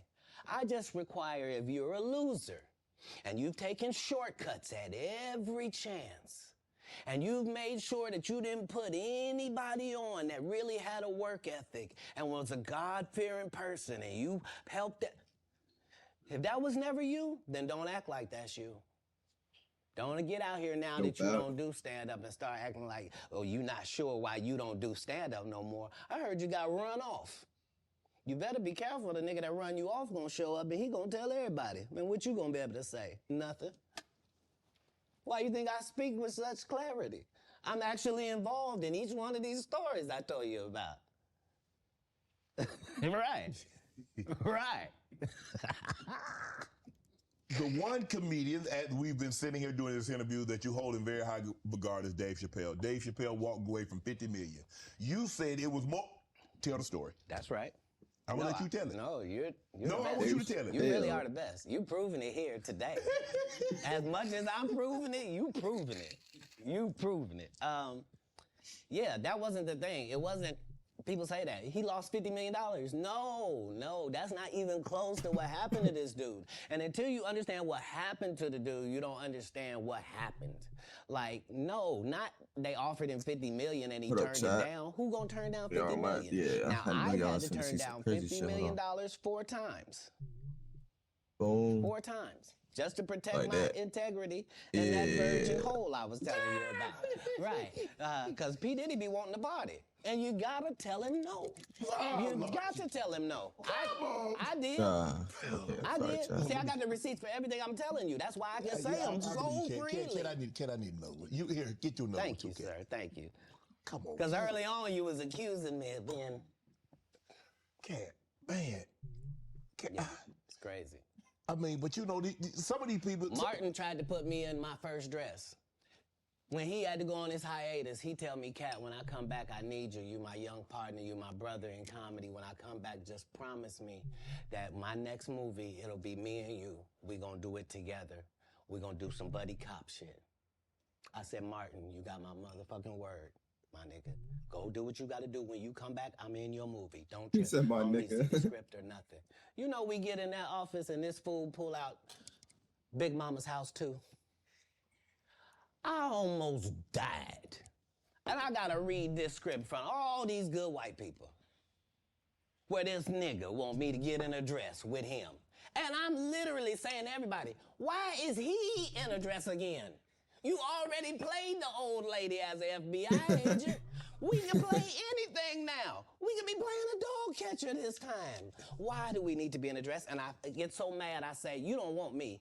You want Brandon T. Jackson. And that's who they went and got. Twice I said it, they went and got him. Just like I'm telling you, I had that other dude's work. I had all of it. All I did was say, I want to punch it up so it's not offensive to real niggas. And that's how I got in this position. Bro. He said, I'm not putting that bitch on. Club Shay after this air. It's gonna be in a dimension it's never been. Yeah, it's gonna be. The greatest thing floating in 2024. Mark the words. No way. He not in a whole lying. different realm 10 of mil. It's like bro said, Oprah 10 mil in next. a day is insane. Once I establish this as a place of truth. Next. Yeah. Oh yeah. Watch. God's people ain't that few. Prince. You met Prince. Prince was a friend of mine. He was a friend of mine. What was those conversations? Because look, I mean, sometimes we don't really understand or appreciate someone until they're gone. I did. I was a big Prince fan. All of his stuff. Yeah. Because he could play all the instruments. He could sing. He could dance. He was an entertainer that could sing. And what he wrote, I mean, who thinks of Cherry Moons? Who thinks it snows in April? Who a raspberry beret, a pink cashmere, the purple rain, the things that he wrote about. Well, like, bro, who mind goes there?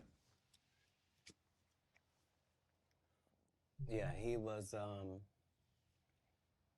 like unlike anybody in the world.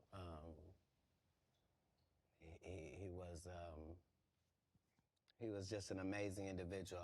I was able to meet him when I was 12, and I knew him my entire life. Through all of his changes, I was able to assist him many times. If you go look at Prince's car collection, you'll see that Prince don't have not one car Katt Williams ain't got.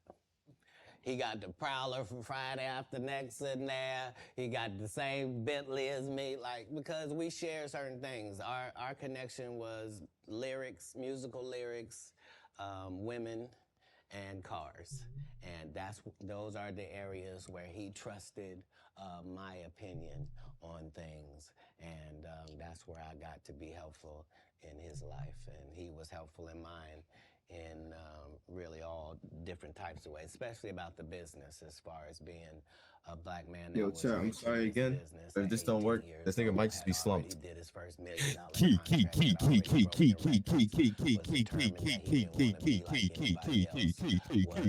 so great of a guitar player that black people just stopped caring about guitar, and he got left out on a limb and somehow still had to create his way out of that. He was just I'm so proud really of a one in a billion type person. I was lucky to know him. Now, there are specials and the streaming. Let's see. I don't know. I don't think there's as many, and there's no DVDs. Oh, I got an idea. So where are you on this streaming, the specials? I mean, obviously you still tour, but how much do you focus on? Okay, I'm gonna tour, say 100 days, I'm in there, chat. 50 days, Yo, Key. but I'm gonna do a special. Yo, Key. Yo, Key. Well, Yo, now that our Key. relationship with Key, Netflix Key, is Key, at Key, the Key, eight Key, figure Key, Key, Key, Key, Key, Key. 8? Oh, this How- thing's cooked. You said 8? How often you want to make them? Oh, you said 8? I mean, like Right. 5, 6, 7, 8? Got to be 10 million to qualify, yeah. So what I'm saying is, once you're at that level, how many would you do? I'd be willing to bet you say, every time you turn around, I'm gonna be doing another one. I think that's what you would say if you was any good. And like I said, with 12 comedy specials, That's twin. why do I need If to he don't be get in up this in time to end this conversation bitch, with these I don't even know. specialist people? I'ma try. Sid ain't got no specials you remember. Steve ain't got no specials you remember. Ricky ain't got no specials you remember. Faison ain't got no. What? So why do y'all Quake did get a special. Yep, it was 20 minutes long. It was good too, though. It was. He's good. Not it was good. He's good. See, Quake my He's guy. good. Don't think because I said something derogatory that I don't know how to hate. Earthquake has consistently, I don't think anybody's ever said Quake wasn't funny. He probably never been booed, Yeah. I don't think. I don't think he's ever given a bad performance in Nathaniel, his my life. dog. But his just due was overdue. He was in a whole different situation. Yeah. Because he wasn't able to translate the stand-up to the movie The thing, TV. he took a hit. Most people don't take a hit. They're just judged on their stand-up. Right. So yeah, no. I even though it sounds like there's a lot of people that's not the case. I'm a proponent of all of us who are in this business working hard trying to make it. When you got into stand-up, was crossing over, was doing TV, was doing movie, was that a part of it? You're like, okay, I'm doing stand-up. Okay, the next progression is TV movies. Throughout the history of stand-up, sir. That's the goal for all of us. That's how it goes. That's why when you hear these dudes talking about, oh, I didn't want to be a movie star, you just know it's disingenuous. Like, what are you talking about, dude? Yeah, oh, no, I just wanted to do a game show. Right. What? Are you sure? Are you sure? Because I thought you did Mark Curry's show over after he had just done hanging with Mr. Cooper. Yo, keydrik. Why would you do all of that man stuff that he did on his show on yours? And then do the dude's stand-up when you go on the road? And then you never put Mark Curry on your show or set up nothing. a little bit. Like, if you don't say anything, these dudes will run over you. I don't know if you know how bullies operate. But if you don't stand up for yourself, there really is nothing they won't do. Right. You're a very generous man, Katt. You're the sole sponsor of Melba Moore getting a star on the Hollywood Walk of Fame. You did all that on your own. Why? Do you have a personal relationship with Melba?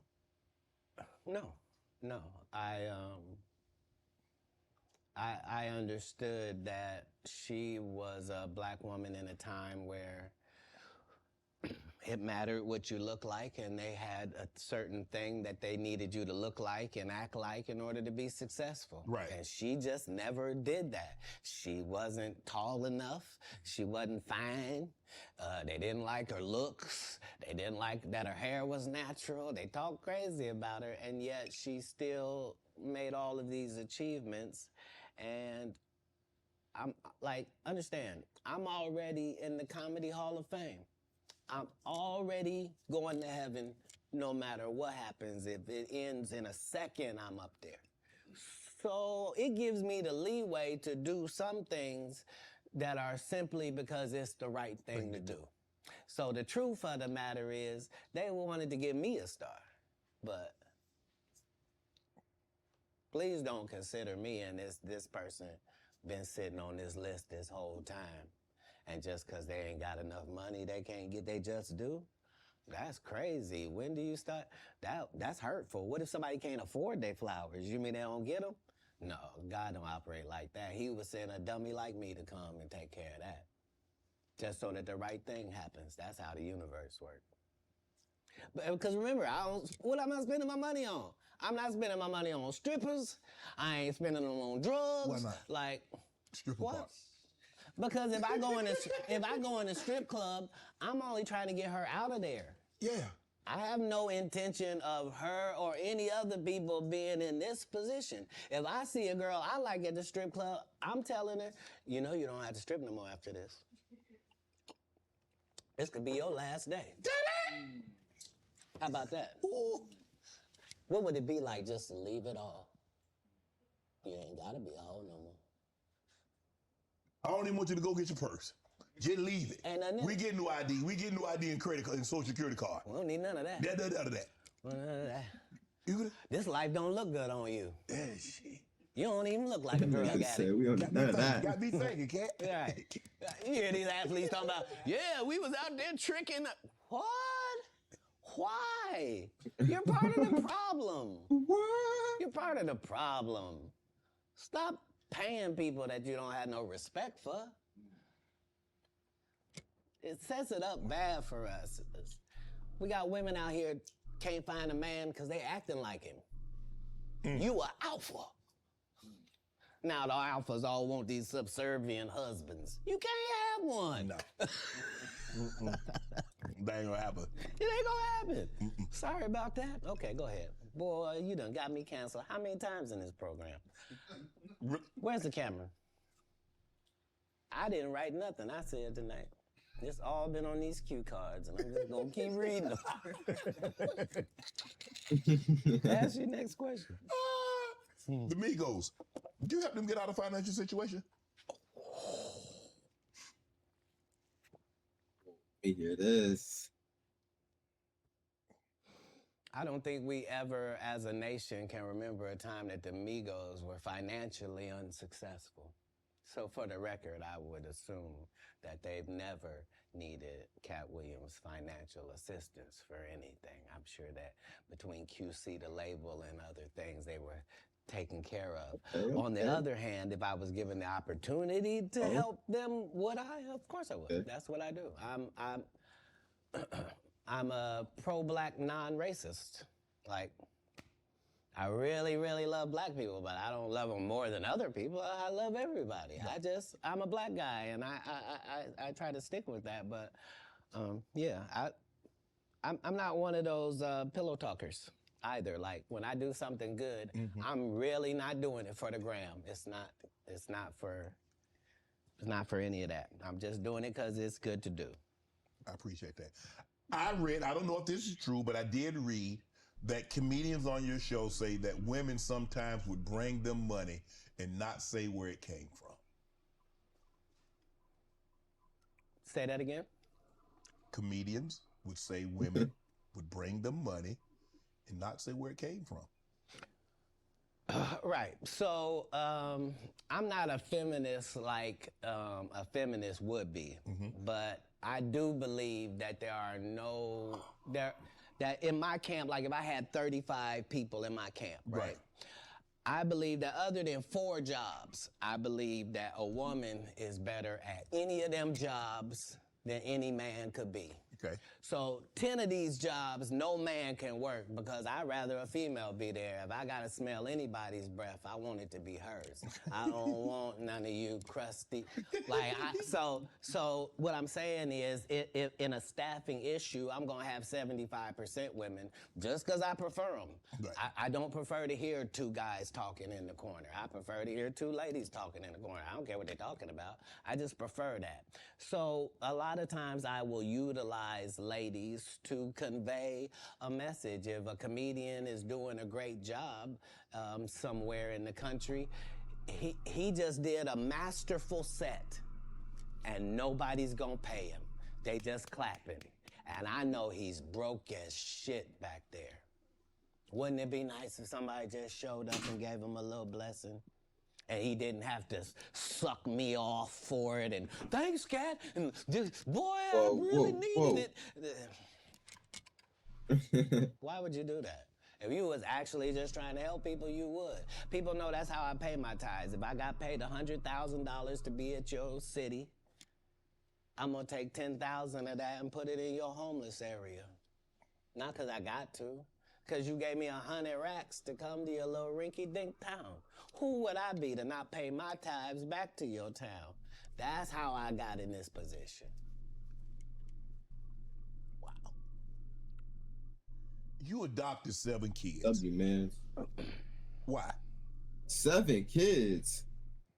That's a lot of kids for a man that's as busy as you That are, is a lot of travels kids. as much as you do, on the road as much as you are, spend a lot of time because you have to spend a lot. I mean, it's not easy. I mean, maybe it comes so natural to you to put pen to paper and to write things down and be able to go out there and perform a set. But that's a lot of responsibility, Katt. Right. Right. But if there was a God, what would he think about you if you did that? I'm saying let's say, for example, that God is real. Yes. Okay? And let's say he be looking at what you do. Yes. What would he say if you did that? He said, that Katt, that's a very kind gesture. That's very generous of you. My whole life, since I was telling you when I was young and they was asking me what I wanted to be, and nothing I wanted to be was what I wanted to be God's friend. That's a weird thing if you're an atheist. If you're an atheist, I didn't even say nothing.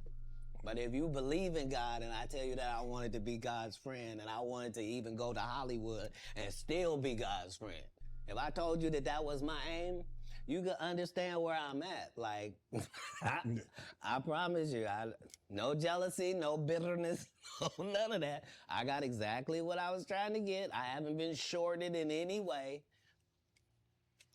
I mean, 7, 8 kids, single. You gonna get married? You remember the conversation where it was me? Yes. And I didn't know what was gonna happen to my 2 little brothers and it was just gonna be out there? Yes. So when it gone full circle and I'm one of the richest men that ever lived. And I don't mean, please don't look at my net worth. I saw my net worth. I had that on me. I don't even. I swear to God. He said, I looked at my death and I had that bitch on me. Oh, bro, Katt. My net worth is less than my last Netflix deal. You understand what I'm telling you? It makes sense. But I'm fine. Jesus was poor. Jesus ain't had nothing. So why don't we be mad you say I don't have nothing? They ain't had the amenities they had back then, okay? Say it again? We got different amenities now. Not more than gold. Gold was the amenity of that time. We still got gold. Gold still running. They have no Rolls Royce. They got you can buy an ass. That's what they call it in the biblical time. They were cheap.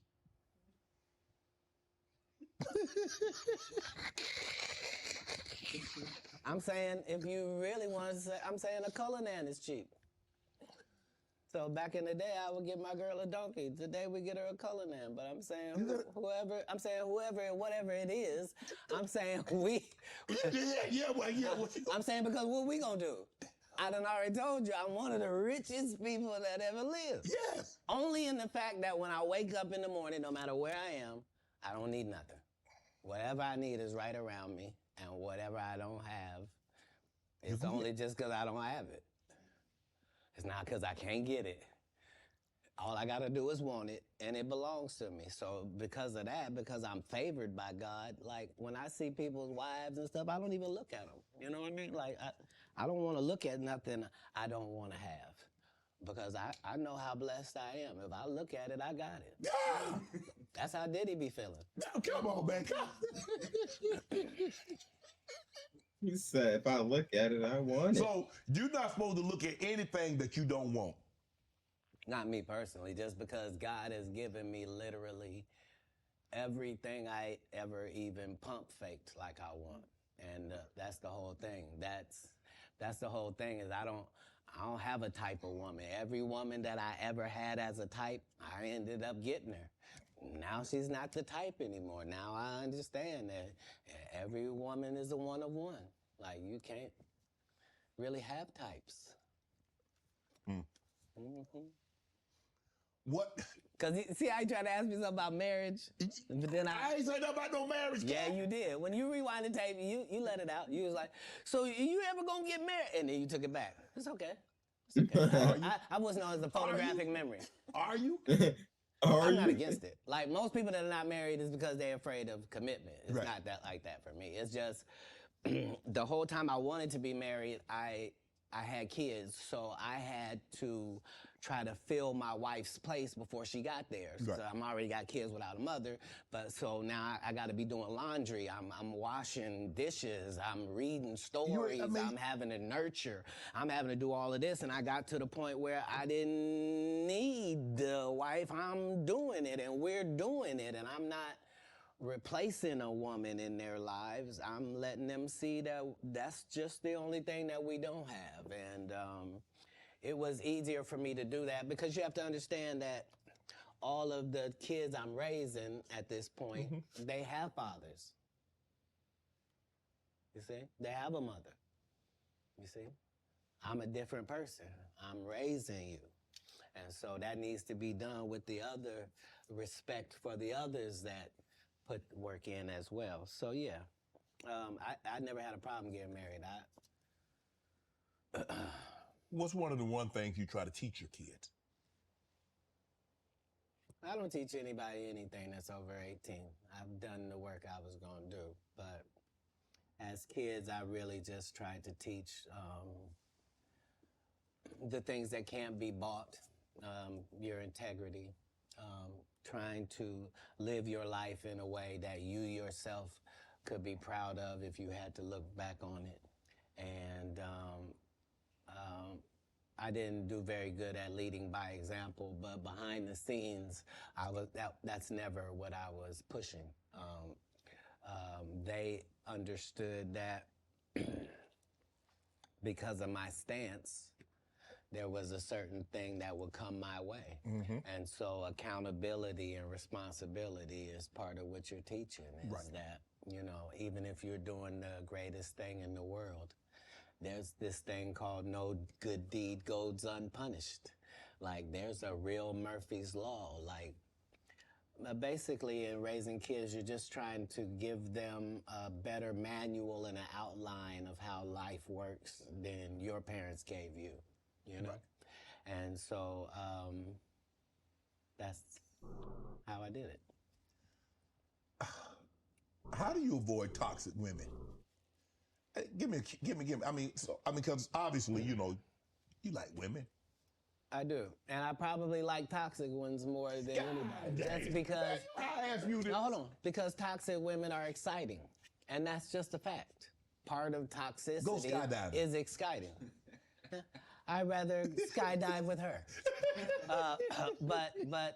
But if you have toxic women, just understand that all monsters are feeding off of something. And if you find out what this toxic woman is feeding off of, you can just begin to turn off her feeding points. And it drives a toxic person crazy, and they'll get away from you. So whatever, if she's truly toxic, there are certain things that she's doing that help fuel her toxicity. You're not noticing it, but it's what it is. Why do you think she watches murder mysteries before she goes to sleep? Why is it always a crime drama playing? And turn it off. Turn it to cartoons. Make it...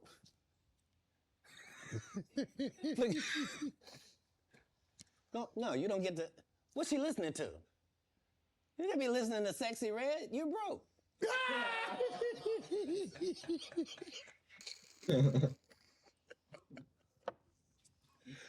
Toxic people are trying to get things. They're not being toxic for no reason. They're gaining something out of how they operate. That's why they operate like that, because they get something. As soon as you find that out, you'll be able to cut off what they're getting, and they will leave. Yeah. You were married once. Never. You weren't married? Never in life. So would you have a cohabitation agreement? Never. How? How could I be a single parent and be married? You could, you know, there are people that like were married and then they get divorced and then they become single parents. That's how that works. Yeah, but a person who's never been married means he's never been married. Okay, I'm gonna take your word for it. Why would you need to take my word for it? Hold on. If I had been married, wouldn't have somebody have said who she was? No. It might have been a long time ago. Nope. I've never not been famous, sir. I just worked the story out to you. I don't have no hidden mysteries in my life. That was Jesus. I don't have no periods in my life where it's unaccounted for. No. That person that said that was a liar. I got a case right now in LA. This lady saying she was my assistant for 14 years, and I heard her or something like that. Never worked for me, not a day in my life. Liars lie because they want to.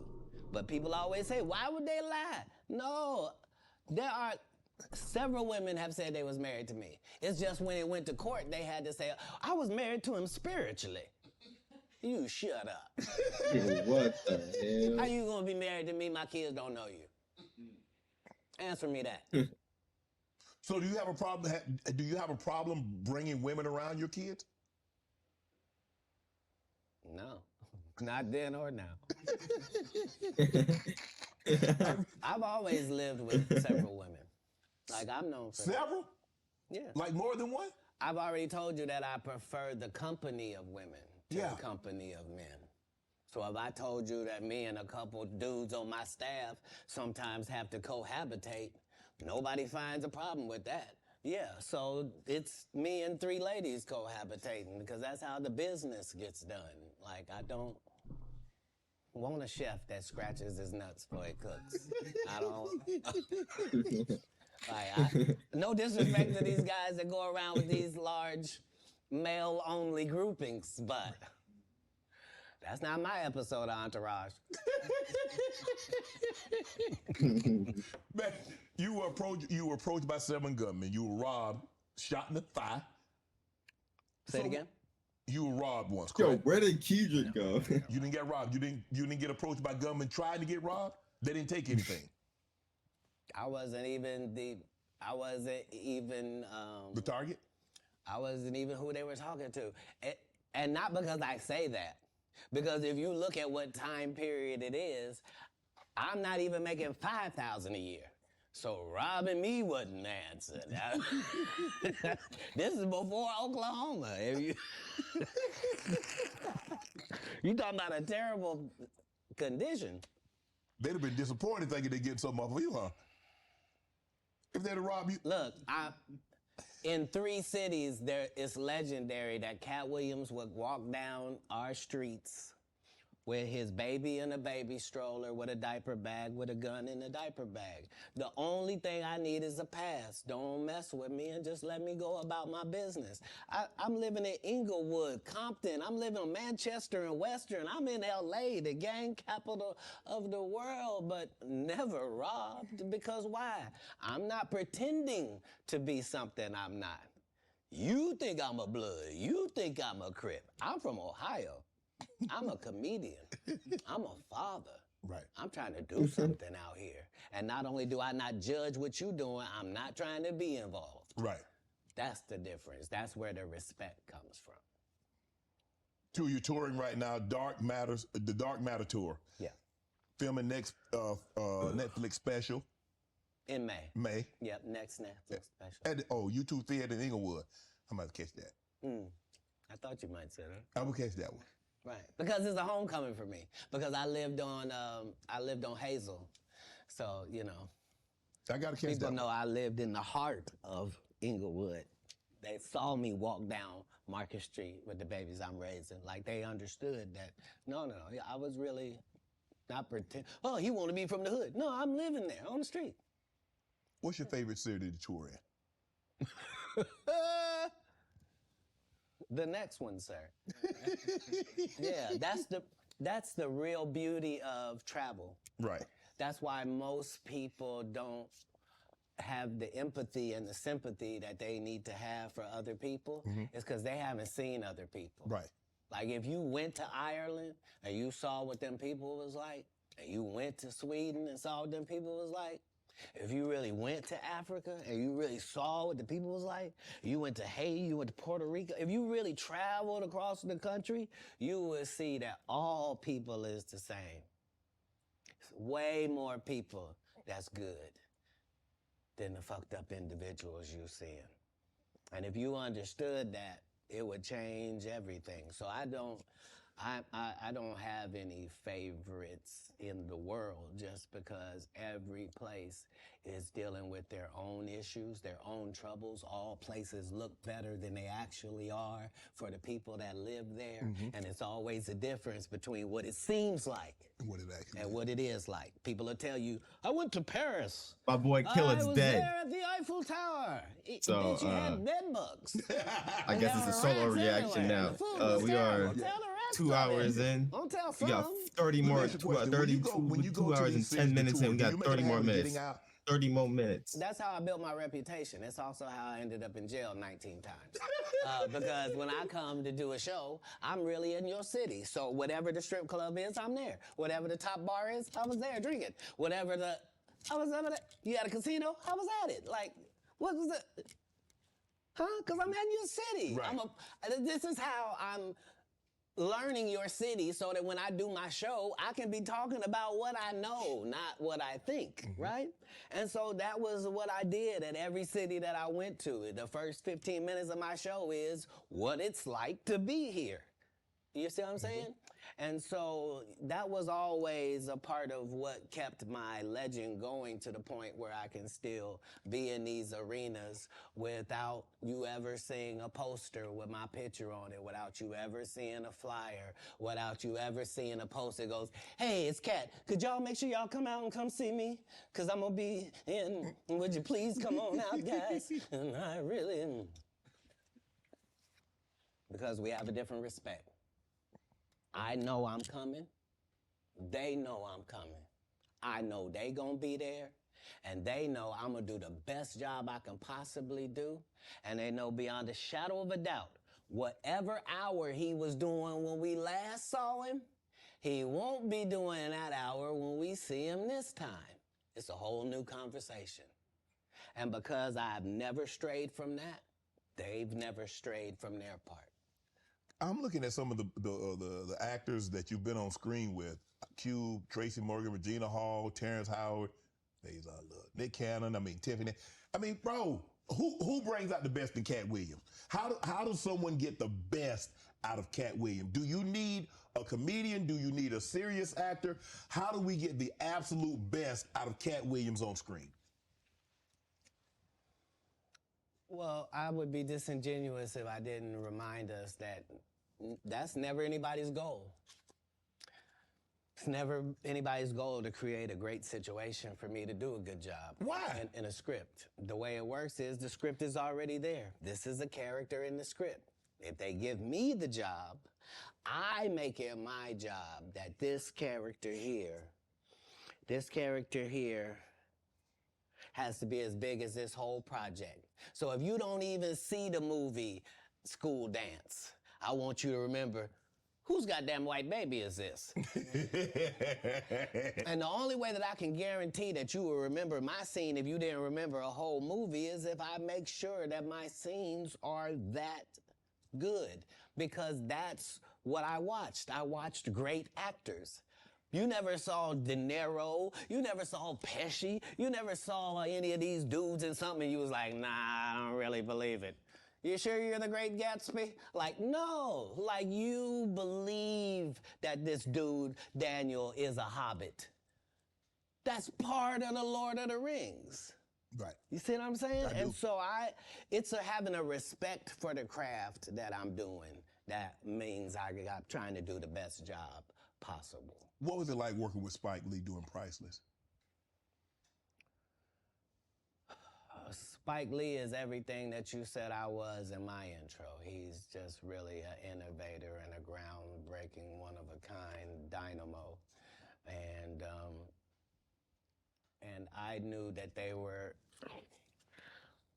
like, they tried to sabotage me even then. Like, as soon as I said I wanted to get Spike Lee to direct it, because that was the biggest thing I could do, they immediately gave Spike to Gerard Carmichael and had him do his special too at the Comedy Store, and just to undermine, like, but if there's one thing you can take away from me as a person, whether you like me or you don't, if you take this from me, you will be a better person. If you decide today that you're gonna live every day like it's your last for real, which means have a conversation with yourself every night that, okay, that was it. May not be no more after that. And really count yourself every day like this could have been it. All right, before I go to bed, this could be it. All right, how's that looking? If you can do that, it'll change your life. You'll really start making decisions and living your life like this all you got, just this one day. But you could be a winner. You could be a winner on this day. It's just work ethic. And not the work ethic they talk about. They tell you work ethic where they do all these movies. I'm the hardest working man. Well, no, everybody goes to work every day. But Right. yeah, don't say, I go to work all the time. Everybody who works goes to work every day. Shut up. Shut up. You get, what? You think I respect you more than my gardener? I don't. I don't. He work every day. Rain or shine. I don't know if you saw this, but Taraji P. Henson got extremely emotional the other day. She was giving an interview. Yes. And saying that they're vastly underpaid. And say the math is not mathing. They get X amount of dollars by the time Uncle Sam get his cut, by the time the agency get their cut, and what you see they were supposed to get is a fraction of that. Where do you come down on that, Katt? It was the saddest thing ever, because imagine being in your genre, in your sub-niche, whatever it is. Imagine being in your lane. Imagine being one of the very top of your lane. That to the point where if they don't take you for the role, there's not 3 black actresses that they can say are bigger than you that we're gonna give this to. Imagine you being at that point and have to humble yourself and say, they're not paying me, y'all. And they not making my pay go up because I'm doing better or nothing. It don't matter to them that I'm famous and people know me or nothing. They want to pay me exactly what they paying the new girl. And I've been suffering under it for a decade now and just taking it. I just been getting whooped. But I just got to come say, this is wrong. We should be ashamed. But this is a country where we don't pay the teachers and then we say the kids is the most important thing. You can't have both of them. If you do that, we're going to end up with a generation that can't read. Guess what? Generation Z and A can't read. Why? Because who was giving them a book? We gave them an iPad or a phone, and now the letters don't mean there's no cursive writing. Right. Sorry about that. So yeah, this is what period of time it's in. It's the period where the victims get to say, they've been hurting me for a long time.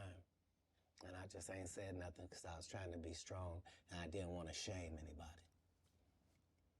When our people call out for help, we got to understand. You know what I mean?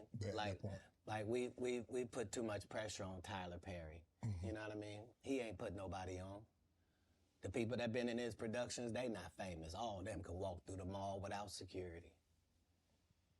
Be what you're gonna be, but put your people on. If you a gay person and you in there, put some other gay people on. Put somebody on. Or don't be wondering why people keep saying gatekeepers. Because clearly, y'all are keeping these gates. Clearly. Wilding Out. How difficult was it for Nick Cannon to get you on, and what was that experience like? I've known Nick Cannon since he was a teenager. He had to have his... He in the comedy club, if you're underage, you can't be in the regular club. You had to be in the kitchen. Right. So I was the master of the kitchen every comedy place because I got a child, and my child is back here in this place while I go on stage. Right. So I've known Nick Cannon since he was 14. Nick Cannon has never called and asked me to do one single thing, and I turned him down because I've known him since he was a young black child in Hollywood. Wow.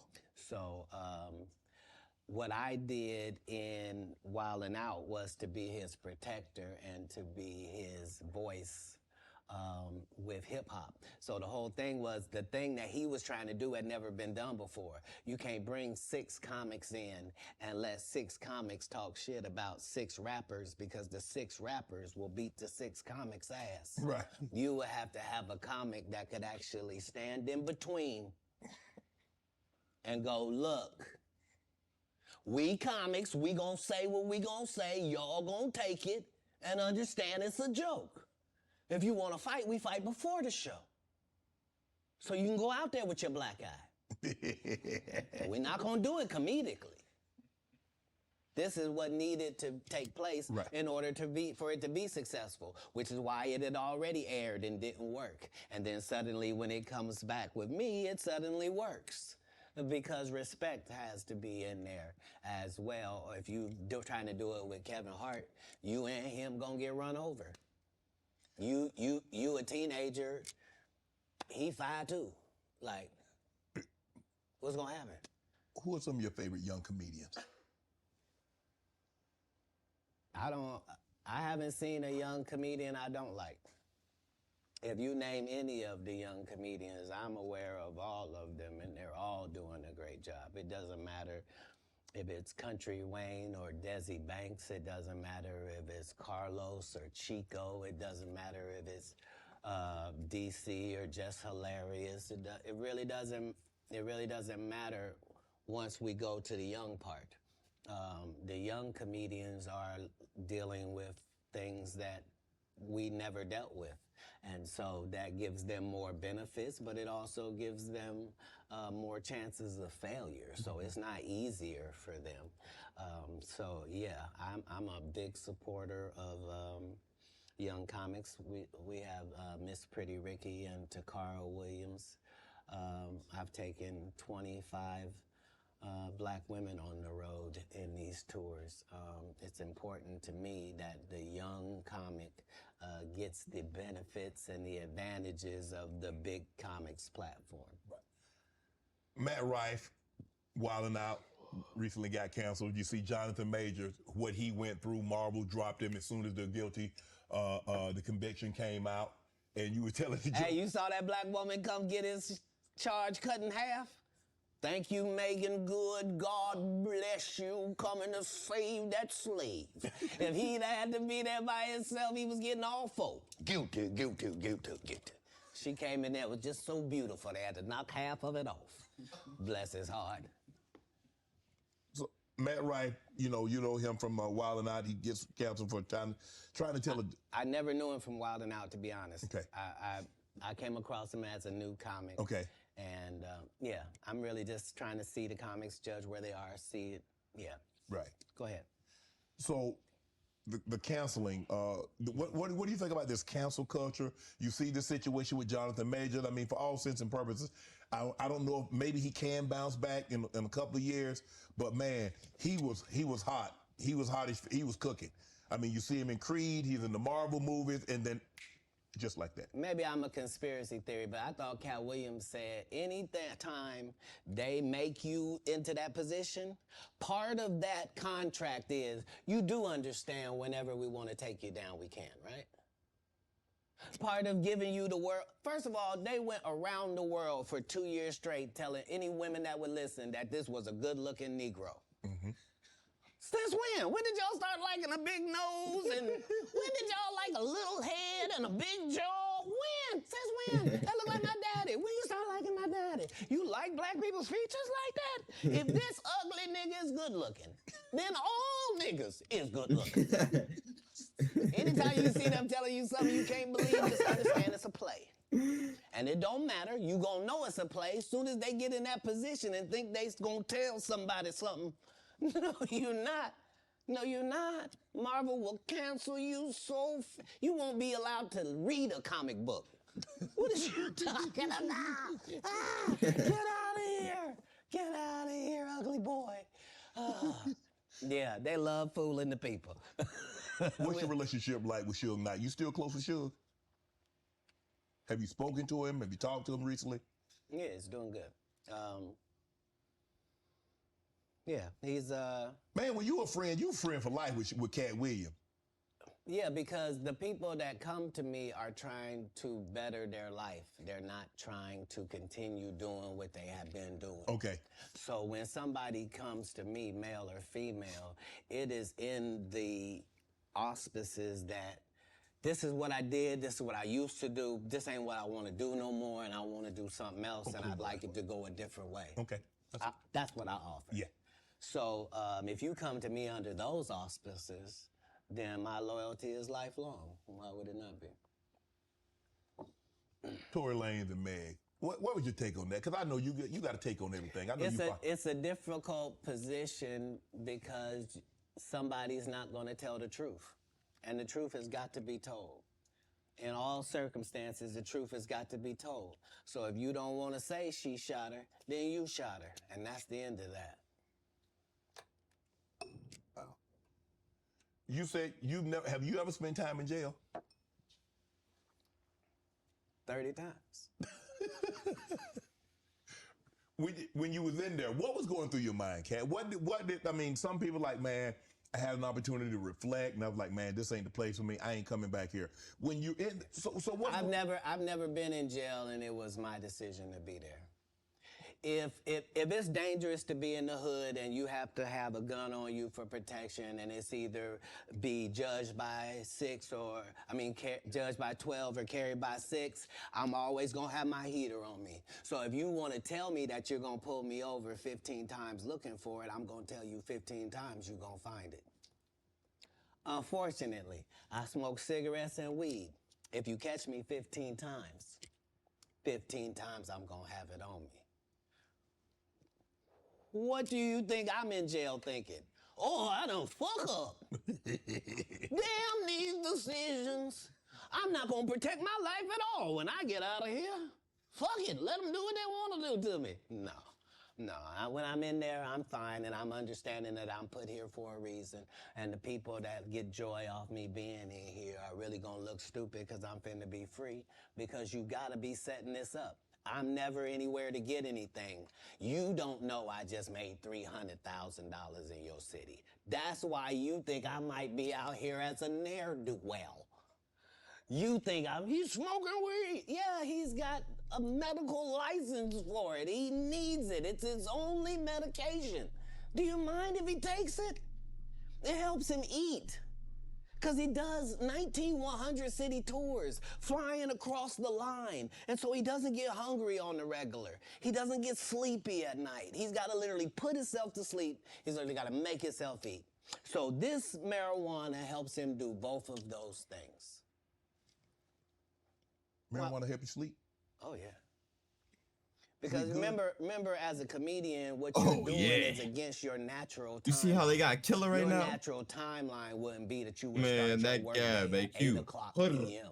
Right. And then your work day is over at 2:30 a.m. Like, that's a weird... Yes. Right? So to tell your body now that we're pumped up on endorphins, now let's go to sleep at 3. It don't work like that. Your body has to try to get a whole new schedule. So, it suffered, but that's what worked for me. I consistently used it. I told people all across the country, don't worry, this will be legal in our country. As soon as they find out how to charge taxes for it, we will be legal in this country. Do they view me as some sort of visionary for my forward thinking? No, no. He on drugs. That's what I heard. He on drugs. Katt, but how have you been? I mean, bro, every time they try to put you down, they try to put you to the back. Yeah. You bounce up, you move right back to the front. Damn, you like a Super Bowl. You just keep bouncing and you bounce higher. Trampoline skin is something that you ask God for. When I watched you play football, you had it. There's some people that there's really no such thing as hitting Shannon Sharp so hard that he don't want to run the ball the next play. Right, absolutely. And if that's your only goal is to hit him so hard that he don't want to be him no more, you just out of luck. Yeah, you wasting your time. There's no, your coach can't help you. There ain't no pep talk gonna help you. Don't matter about the uniform, your cheerleader, none of that matters. If it ever gets to mano y mano, may the best man win. And if you've been living your entire life trying to be the best man that you can for yourself, then you should feel great about those odds. What do you think about Kanye rants? What's going on with Kanye? Ooh, let me From hear a distance, obviously, this. I don't know how well you know Kanye. I don't know. Let if me you've been hear around Kanye, but from a this. distance, what Yeah, I what hope do he you know suspect Kanye is for going real. He has to. Has to.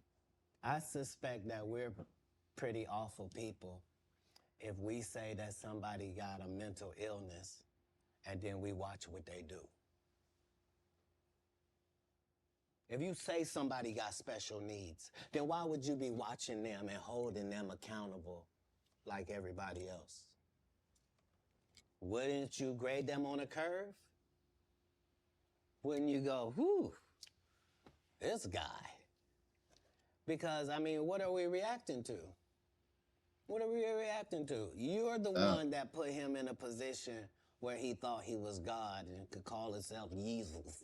And you're the one told a guy that writes musical lyrics that he was a genius. You're the one that's like, so what do you expect? The guy married a whore. Like, what? Oh, Lord. Like, I didn't mean it like that. I mean, married her because she was one. Not he didn't know. He understood that he wanted that. He courted that. That's what he wanted, to base his But maybe family she got on. a good heart, though. I know what you're going to say. Don't you say it, Katt. Don't you say it. I'm going to move the If conversation. what I'm saying is not correct, then how does she end up with Pete Davidson? I mean, it happens all the time. And what if you weren't even good enough for Pete and he leaves you? What do that mean the product was? No, I don't support or villainize Kanye because I don't understand what it is we want from him. I don't know why we look at a basketball player and say, he didn't score no hockey goals this whole season. He don't play hockey. Kanye don't say nothing I can agree with. Okay. He was the weird guy in the beginning with the pink sweaters when we met him. Like, what do you think moving to a beat of your own drum? This dude started a church and kept cussing. Nobody in black church said nothing. You would have thought all the pastors would have came. You can't be no gospel artist. You just said, fuck that bitch. Nobody said nothing. Because T.D. Jakes over there with Pete in it. Like, Come on, Katt. only the guy you had here has been upfront and honest and a man of God and humble and took the L's he had to take and didn't. I did see it was trending though, but I ain't know. I ain't know why, Katt. I don't. Let me go to this question right here. This question. All people that love the truth got to be happy if the truth coming out and lies is getting exposed. That's just what time it is. 2024, folks. Are you related to Luda? No, so there was a crossroads where we were both invited to an Illuminati thing, and it had to be one or the other of us, and decisions had to be made. So it was both of us, we were equal. One of us had to cut off all their hair and couldn't do the sideburn thing no more with the points. And the next person they said was going to get $200 million because they were going to pay him $10 million a movie to do 20 movies. And that's how the conversation happened. One of those persons turned out to be Ludacris, and the other person turned out to be Katt Williams. Now, one person ended up with a light-skinned, ugly-faced wife that's never done a... Remember I told you that if I say that, it applied to 7 people? Yes. It's part of what they give you. Okay? I didn't get it. I'm not mad about it. How much money they give? 200? Sir, Fast and Furious is on what number right 10. now? 200 million. I might need to get me one of them old women look the same. That's what they all end up saying at the end of the day. Kevin told you he wasn't going to wear no dress until they offered him the dress, and then he put it on. And what did he say after he wore it? I made my own decision. Duh. But you didn't make it before they brought it up, did you? It's okay. It's all right. You have a lot of politics. Never talk about it. I'm not that controversial. Where are we going? This is sad. We've never been here before. We've never been at the point where neither option is good for us in real life. No. This is a different conversation. This is, would you rather go back with your ex or would you rather go back with the person before them? Both bad options. Both bad options. Like, one guy can barely put his sentences together and the other guy will put sentences together from whatever he's read or whoever told him. Like, but how did we get here? How do we get here? All division divides. There's no way around that. All division divides. Politics, even in the beginning when our Constitution was drawn up, the two parties was not what they had in mind. No. They always thought that it would be two main and another independent party. They always assumed the independent party would be just as strong as the others.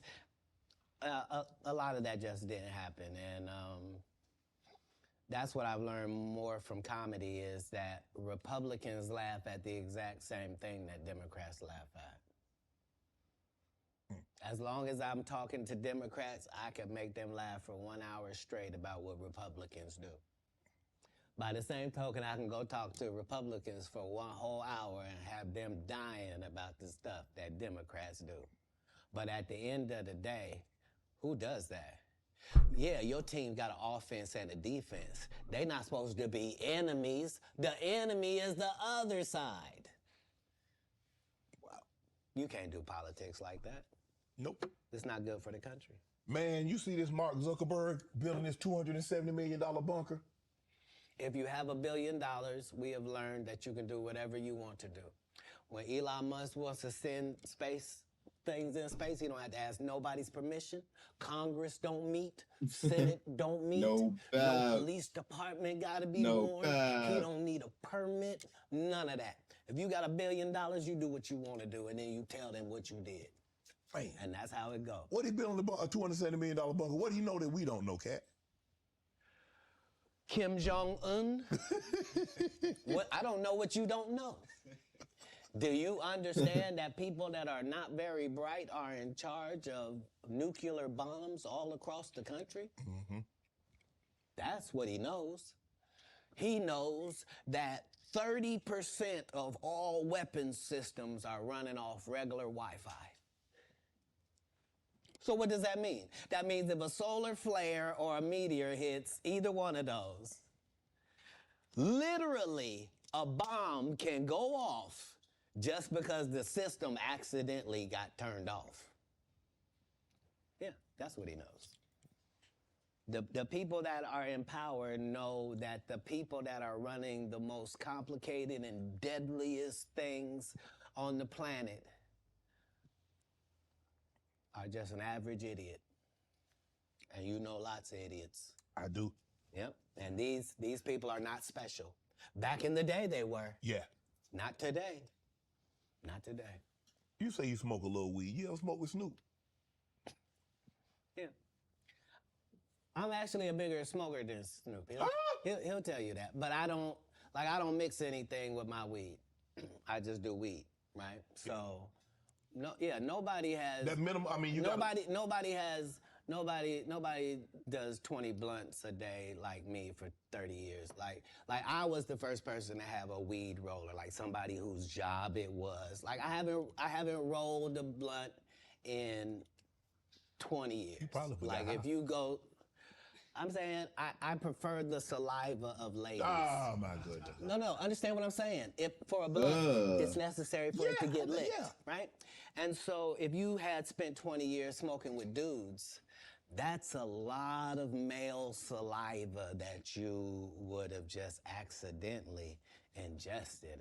I can't. But if I done killed her. I can't be this specimen on that. It takes the saliva of nice ladies on that. But yeah, I'm a. Yeah, Oh, okay. That's all I do. Okay. That's just. Do you consider yourself a king of I comedy? thought bro was saying. Where does Katt? No, they consider that. Oh, that. Like when after Bernie left, them same three guys I'm telling you about, the kings. Yeah. Right? Because DL is the greatest. Yeah. There's no DL slander gets tolerated. But they came to me. I was supposed to be the fourth king. I got the offer. Then what happened? But I turned it down. Why? Because you shit on Bernie. And I know the truth. You think I'm gonna let you shit on Bernie and then come get me? I'm the next king? Fuck you. Why? Because the whole time Bernie was here, you was acting like you was funnier than him. The reason you was supposed to go last is because it was your tour. Tell the truth. It was Steve's tour. Not it was gonna be called the Kings of Comedy, it was Steve's tour. These are the guys opening for him. Of course you gotta close if it's your tour. That's why it was such a big deal. But you couldn't do it, because you can't beat the best. And until you humble yourself, you will forever be kinged by the king. And because you finally did it, because you didn't have no other choice, and now that he gone, you gonna act like he wanted to be a movie star. You stop it. You stop it. That man was funnier than all of y'all, and y'all thought y'all had one over on him. You thought he was black and ugly, and you were good looking, and he couldn't make it because you did. And that ain't the way comedy works. The king is the funniest, period, every time. And that's why no audience member was ever swayed. It didn't matter where Bernie went. You think if Bernie went first, he wasn't the king? Get out of here. Get out of here. Get your ego out of this. You let the best be the best, right? Katt Williams, ladies and gentlemen. Thanks for coming on, bro. I really appreciate that. Thanks for sharing Thank you. the stories, setting the record straight. Now, you know they're It's going to over. double back. Impossible. Impossible. Only because once you play this It's back, over. you'll realize I didn't say anything that made me look in a good light. I wasn't tearing down others to boost myself up. But I do have to acknowledge things that did not It's take place. over. Like, we're very ingenuous if we say this is not a game and we don't play it and people ain't in position. 2 more minutes. And people don't have their favorites and they group and they click. And, Right. Well, that happens in all businesses. Right. No. Say what side you on. Say why you don't like the other side. And then get to the game. But in the game, I'm wiping the field with them to the point where they don't even compete anymore. So how you gonna let a dude that been on the bench for 15 years, I would have beat Jordan's ass. Shut up, Jordan is still alive. We'll call Jordan right now. You can't beat him now. Not then, you can't beat him now. Right. Katt Williams. Shannon Sharp. Appreciate you, bro. Appreciate you. It's over. All my life, been grinding all my life. Sacrifice. Grinding on my life. Respect, Got my life. on the slice. Ace, Got to roll sport. the dice, that's why